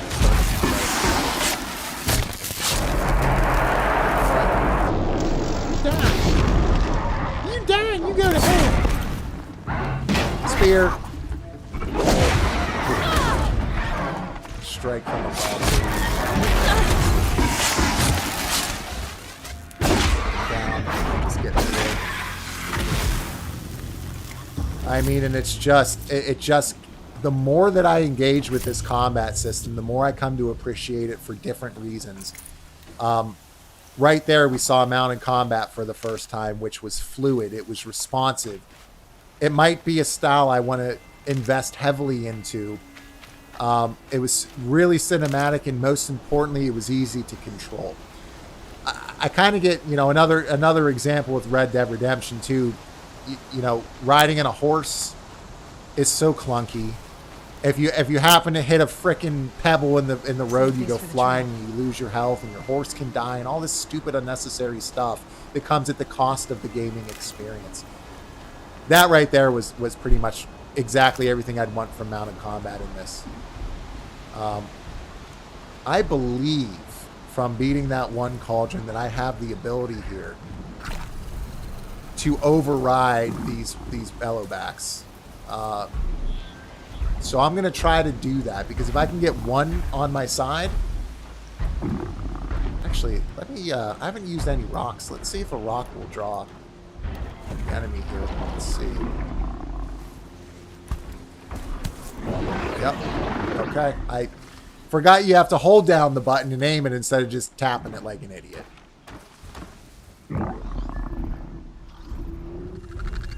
Let's see if we can get it over here. You know what? I could probably... Oh, that's a risky shot, man. Do I want to take this Watcher? Oh, he's moving too fast. If I miss him and I aggro both bellowbacks... So intense, looking right at me. What up?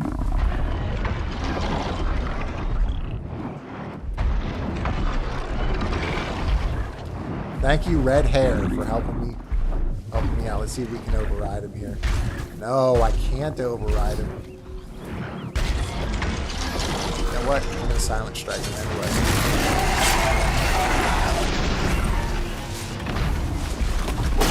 Get that leg armor off.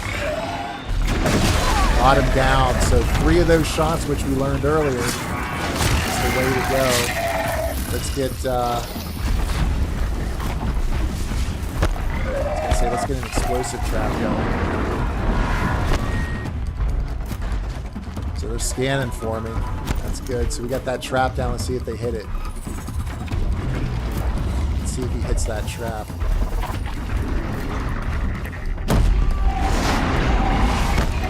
Oops. I gotta get a fire potion going. You see me scrolling down below there. It's easy to do that. You do a really good job of making all of this very accessible. So your dodging abilities, using these trees to your advantage in your terrain is just...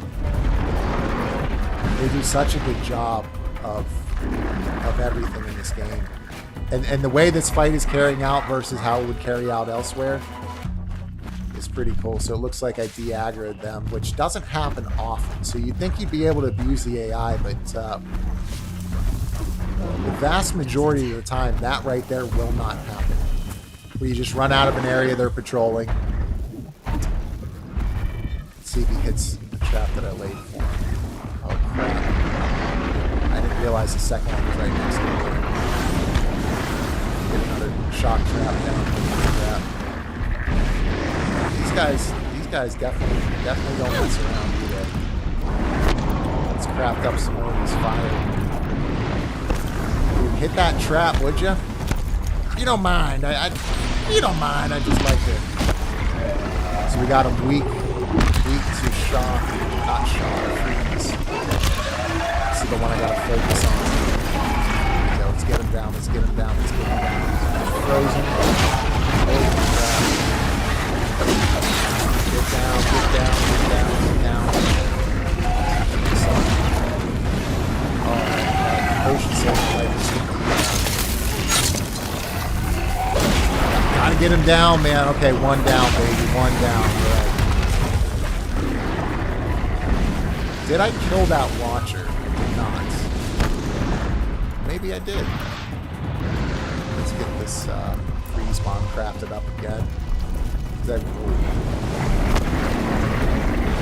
So I really like, these guys, the enemies in this game can certainly tag you. If you're running in one direction, they'll aim it in front of you. These guys have certainly earned their name. I should probably stop crouching. That might be helpful anyway. Stop crouching around. They can see you. So you freeze them up. Oh man, the way that freeze effect looks on the metal is just awesome. Get down. So I need to start attacking instead of just crit hitting. I need to start taking off. So I'm doing far more damage that way. Let's take another fire resistance potion here. Use that medicine pouch. Freeze him down again. Yeah, you run, punk. Oh, awesome. Is he baiting me in? I feel like he was. Oh, getting him in that neck. Right in the jugular.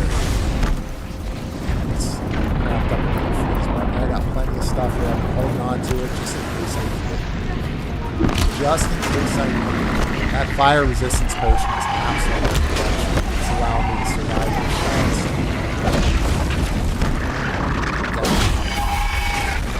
Get this gizzard off his neck here.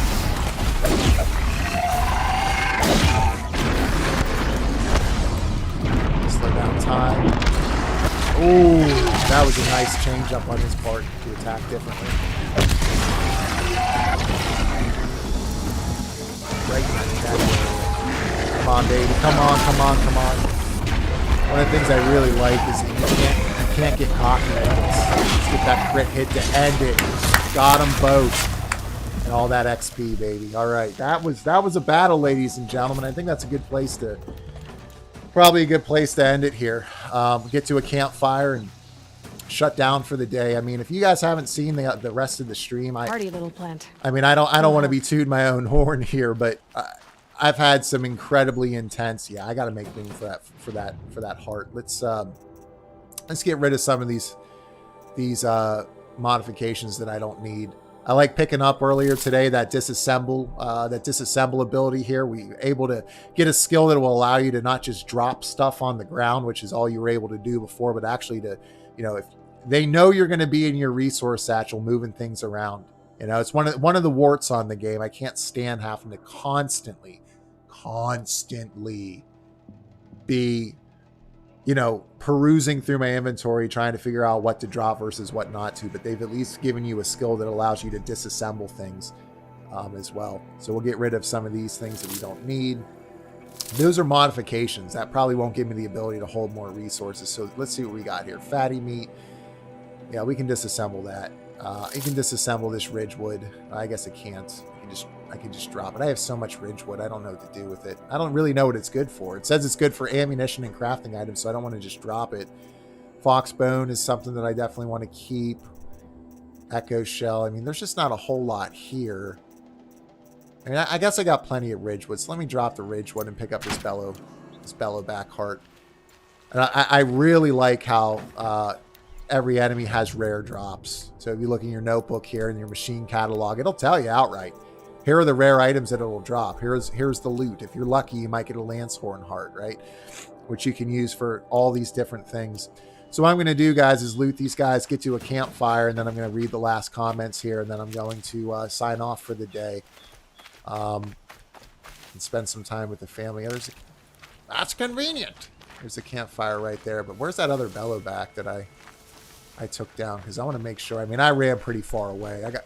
All I got to do is scan the horizon for the giant. Yeah, there it is. The giant carcass over there. I mean, even the pollen here, you can see the particle effects in the pollen is awesome. But man, yeah, that's another area from Killzone that is carried through. So in you can see the machine parts scattered all over the place where they landed. Yo, Fox. Yo, Fox, just let me kill you. But another thing that is carried over from the Killzone series that I've picked up on is kind of like in Killzone, you've got, you know, the enemies that they've got like the red lights, and just the lighting, you know, the blue lighting from the enemies and the red lights and just the different like colored lighting in the game is directly reminiscent of Killzone as well. And kind of how that carries out in gameplay. Also, just yet another trait from that series, which is long overdue for a new entry, by the way. That you can see exactly where it's coming from, and it's distinctly Guerrilla Games. Okay, so I just picked up... Is that the Ridgewood that I dropped? I think it is. So this was the wrong Bellowback. Where's the Bellowback that I saw in the distance? Where's he at? Is he up this way? Let's take a quick peek. No.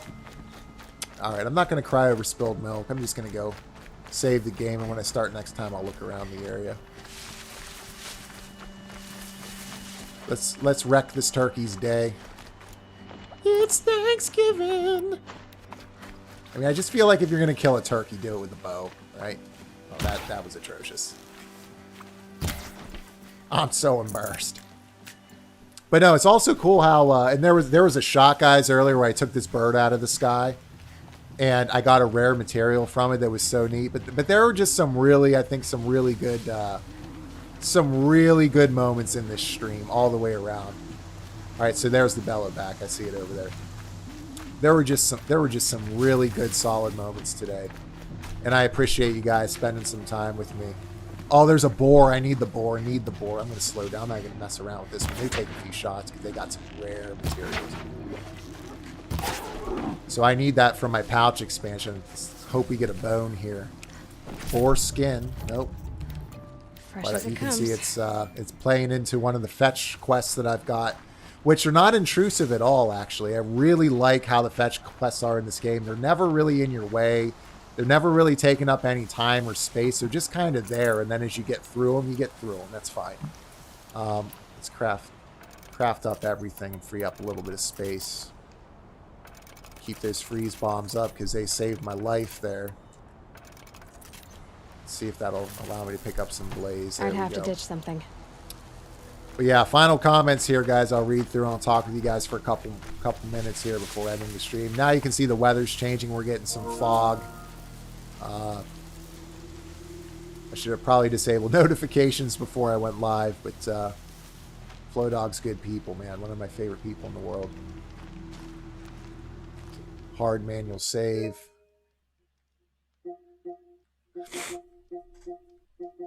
I'm frustrated that my BauerKillz scene here isn't working, that I can't just bring my face full screen and talk to you guys, but we'll roll with the cards that were dealt. So, what a phenomenal session. Nothing else I can say. Every session that I've put into this game so far,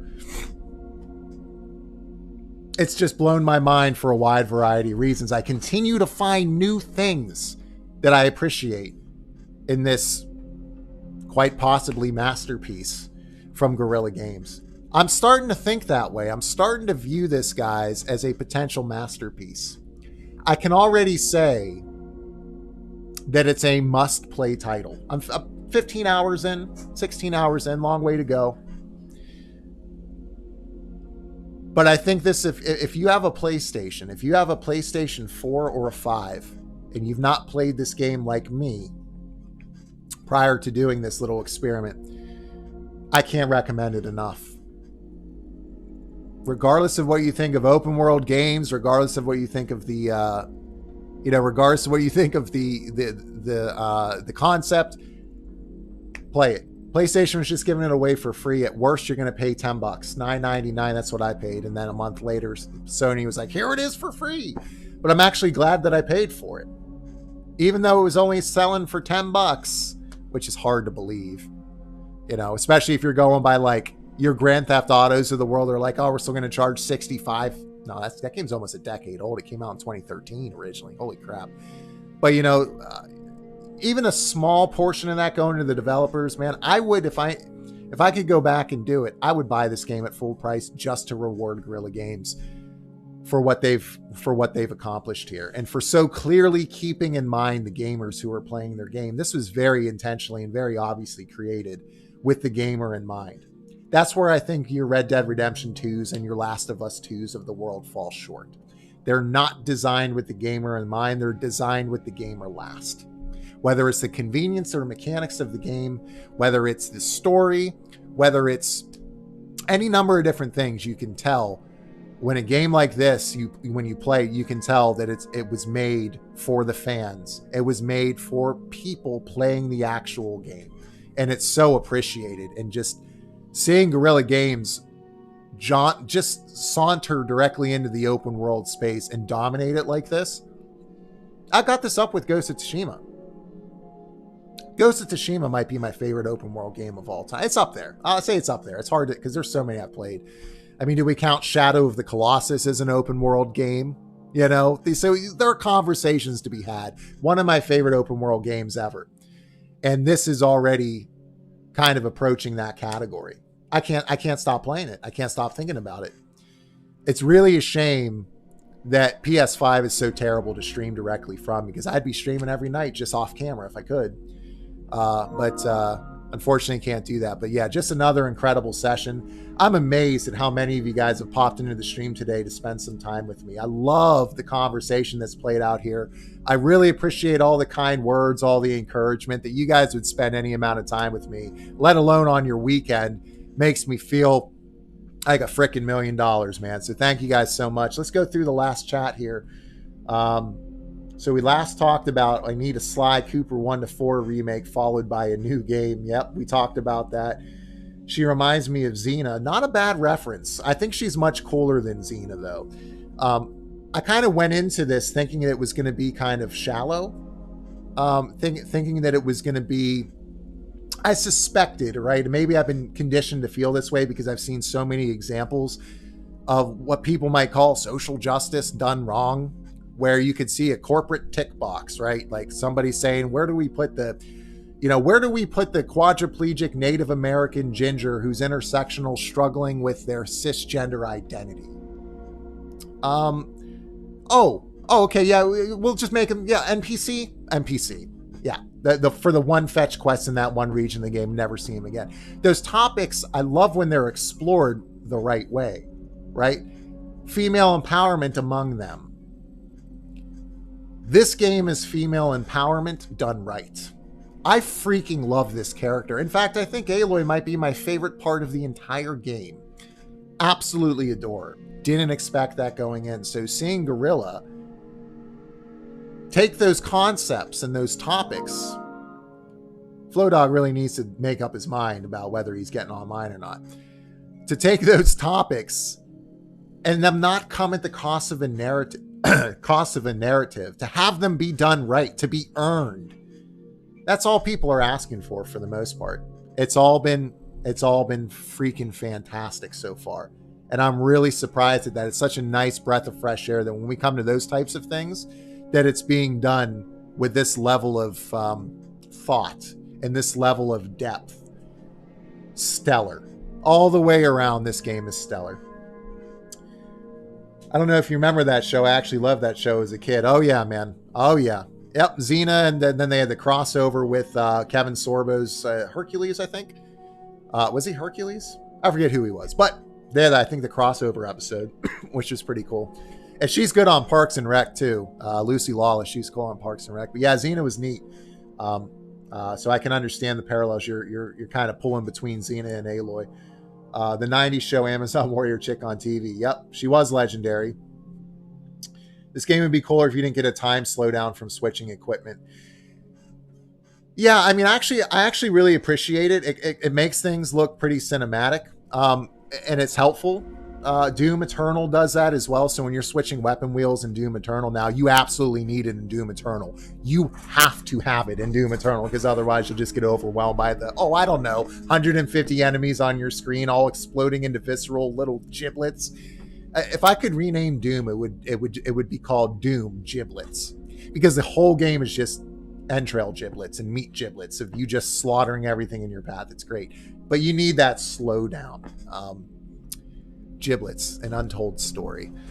So when I finally do eventually make my Doom video and just lose my mind, that'll probably be a half-hour video about why it's great as it is and why I love it as much as it is, and who it's good for and who might want to stay away, all that good stuff.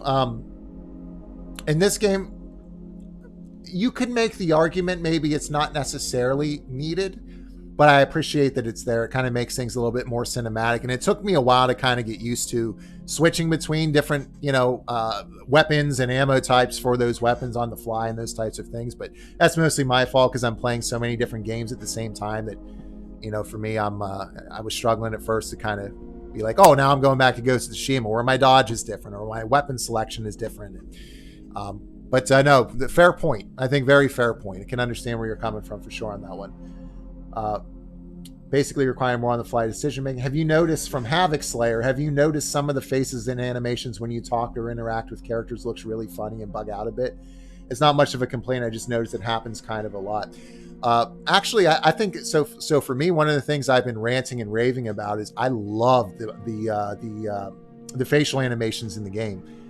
You'll see Aloy, or I keep calling her Aloy. You'll see her like do a little smirk, or if she's disgusted with someone at something that they've done or something that they've said, you can see it in her eyes and like in here a little bit, but it's really good for like the main NPCs, the kind of the side quest NPCs you come across in the world, or like the generic, let's be honest, the generic NPCs, you see exactly what you're talking about a lot. Yes, I have picked up on that. It's kind of funny. I mean, it's not something that will tangibly or noticeably take away from the game, but it's definitely noticeable. But it typically results in like a good chuckle, right? Rather than something where you're like, this is ruining my experience of the game, which seems like exactly what you're talking about there. Let's see. Red Dead Redemption 2 I thought was an amazing game. Definitely has old mechanics that don't belong, but for a story experience, you need to play it and spend time with it. No other game have I played where I felt so, I assume you meant to say so attached to character in a game like that before. Truly something you have to play to appreciate. 100% understand where you're coming from on that. I think of all of the things with Red Dead Redemption 2, where it's definitely the strongest, right? When I was kind of talking a bit of smack on it there, which I will continue to do because I do think it is so unbelievably overrated as a game, right? Story-wise, couldn't agree with you more. The reason I got as far as I did, I think in Red Dead Redemption 2, actually I don't think, the reason I got as far as I did was because of that story, centering on Arthur, wondering how John Marston was going to play a role, because the first Red Dead Redemption, oh my God, another one of titles for one of the best open world games ever. I mean, that game, I'll never forget when that game came out in 2010. That game was special, man, special. My biggest issue with Red Dead Redemption 2 is the story is the reason you play it, right? 100% agree with you. It's worth suffering through some of those frustrating things like terrible mechanics and controls. The over attention to detail or things that don't matter, like horse testicles. Like, cool. Like, can you imagine being the designer who was like, they tell you, yeah, we're going to put you on this project for Red Dead Redemption 2. Oh, awesome. What am I going to be animating? I'm going to, am I going to be doing like the reload animations? Are you going to have me doing, the character interactions around the campfire? What do you got for me? No, we really appreciate your effort here, but, we really think it's important that in the game that when the horses are in cold weather, that their testicles shrink. I think often about that guy. When I'm frustrated with my job and, I get down in the dumps a little bit about the ways that things are going, I think to myself, you know what? I could have been the guy whose assignment was to animate the horse testicles to shrink in cold weather in Red Dead Redemption 2. So no, my biggest issue with Red Dead Redemption 2 is the story was really good. I think the pacing was off quite a bit in some areas, in my opinion. There was a diversion in that game that I thought was like totally unnecessary, and it took a while to get going and to develop it. Yeah, the story is very impactful. It's worth playing Red Dead Redemption 2 for the story. I would agree with you. And I totally understand why it resonates with so many people. I'd never poo-poo that. As a gaming experience, it fell woefully short for me. I can't stand seeing Rockstar continue to be bullheaded and put out these control functions and these mechanics that just, they've had 20 years since Vice City to fix, and literally the same issues are still hanging around. To be 80 plus hours into a game and still accidentally firing your weapon or switching to the wrong thing, or climbing on things instead of taking cover because they couldn't be bothered to map different button combinations. I mean, they mapped similar, the same button combinations to different actions, but they don't have they haven't made the game or designed it in a way where it's easy to tell what the player input is trying to do, so that you're accidentally doing things. Like, it just, for me, it was such a huge hamper on the experience. And then the open world was really cool, but it felt a bit empty, especially in the prologue. You could go to a certain area. I won't give any spoilers for that, even though the game's 3 years old at this point. But you could go to a certain area after the game, and they just kind of put it in there and was totally empty. I liked some of the side quests in there, but they were I just, as an open world game, they put too much time and attention towards being realistic instead of focusing, in my opinion, on the things that would make for a good gaming experience. You can strike a really good balance there. You can still have a game be incredibly authentic and have good controls, So, and I don't think I resonated with the story as much as you did, but I understand why you did, right? I can understand why players would be like, warts and all, play this game, experience it for the story. But I think it's a hard ask for a lot of people, especially with the length of the game and kind of some of the frustrations that can come along with it. And there's some other things with the game I didn't care for. I also didn't like in Red Dead Redemption 2, you never really get a tangible sense of leveling your character up. So in this game, I felt like I've gotten stronger with every level. I constantly feel like I'm getting more and more powerful. I mean, if you want to roll around with a Cattleman revolver at the end of Red Dead Redemption 2, you could do that. So it kind of took away a little bit, getting new weapons and getting new outfits and getting new things. I can't remember if you had cosmetics in Red Dead Redemption 2 or not, but I know it totally robbed me of my joy of getting new weapons and stuff, because I was ultimately it really doesn't matter. And again, that's kind of in line with their design philosophy, right? Being Rockstar saying, we want to make a super uber realistic, Western. And by those accounts, by that perspective, they absolutely crushed it. It was an incredibly authentic game, and there were parts of it that I did appreciate. But a 97 overall on Metacritic, hold my hair back while I vomit. Sorry, man. I especially when you got Ghost of Tsushima in an 83, the lack of objectivity drives me nuts. And that's a good example too. There are games that I know aren't as good, right? So Trials of Mana, great example. I really like it, and I like it more than it probably deserves. And I can tell people, if I'm being honest with you, this game's probably a 7.5, maybe an 8, right? Depending on things. But to me, I like it a lot more than that because of X, Y, and Z, right? So it kind of goes both ways. I could understand being Red Dead Redemption 2 or The Last of Us 2 is an 8, but I love it for these reasons. It resonates with me, and I personally like it more, right? And here's why. Totally cool, man. But yeah, I just can't stand what's happened to this medium and what's happened to just in our society, the idea of being honest with people. It's like, if you're honest with people, you're going to get hated on, right? You're going to get thrown down. You're going to get called out for something trivial and stupid. But it also hurts developers, man. It hurts developers. It hurts people who work 100-hour weeks, and they're relying on sales of these games. And, the studios as a whole, entire gaming developers relying on people playing their game and being objective with it.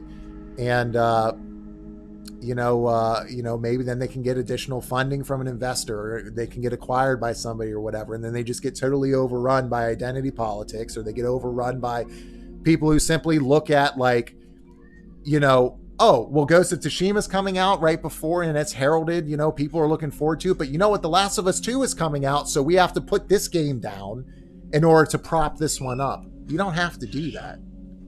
You know? So that kind of stuff drives me nuts. I still can't believe that Red Dead Redemption 2 has as many 10s as it does. But first world problems. You know, such is life. Let's see. Yeah, no, so it looks like that's the end of the comments. So, guys, hopefully you guys enjoyed the stream today. Almost 4 hours. I mean, just what an awesome way to start off Sunday. Thank you all for taking the time to hang out with me. Next time I'll have Bauer babble back up so I can get my screen, you know, my face up closer to you. Although maybe it's a good thing that I don't. Excuse me. But no, I've just been overwhelmed, honestly, guys, by the support and the encouragement. And like I said before, man, whether I get ever a subscriber again or 1 million or 5 million or not, like, I will continue to do this just for you guys. I appreciate all of your comments. I appreciate all of your support. Appreciate you guys reaching out on things. If you haven't yet, though, and I would appreciate this, if you like, you know, the stream today, just click that like button. That'll help. You know, that helps. I've noticed when people have like taken the time to click that stuff on the videos, I'm getting like more views on videos because that's like pushing the algorithm on YouTube to push it out to more people. I got to spend a lot more time on things. Like if you look at my Metal Gear Solid video, for instance, you can tell I put a whole lot of time and effort and thought into that thumbnail and then the search engine and tagging and stuff. I got like 2,200 views as a brand new person because I took the time to do that, but it took hours and hours. And right now I just want to get some content out, have good videos out. So I wasn't able to get a video out this week, but I streamed 2 or 3 times to kind of make up for it. But here this week, I'll have another video out at the end of the week. And I'll continue to be streaming this as much as I can because I don't want to only be playing this once a week, guys. You can expect probably at least 2, 3, or maybe even 4 streams a week in the evenings. So keep your eyes peeled on your phone for notifications. If you haven't clicked the all notifications, go ahead and make sure you click all of them because if you just click the bell, it'll only once in a while show up in your stream. But yeah, man, what an amazing session today. Thank you guys so much for everything. Mikey was here, 42. Thank you, man, for being here. You know, anytime, man. I'm thrilled that you enjoyed the stream, man. I'll be back soon. We'll chat it up. Sounds like I am ending at the right time because my daughter's once again losing her mind. So you guys have a great day out there. Stay safe, stay healthy. God bless, and game on.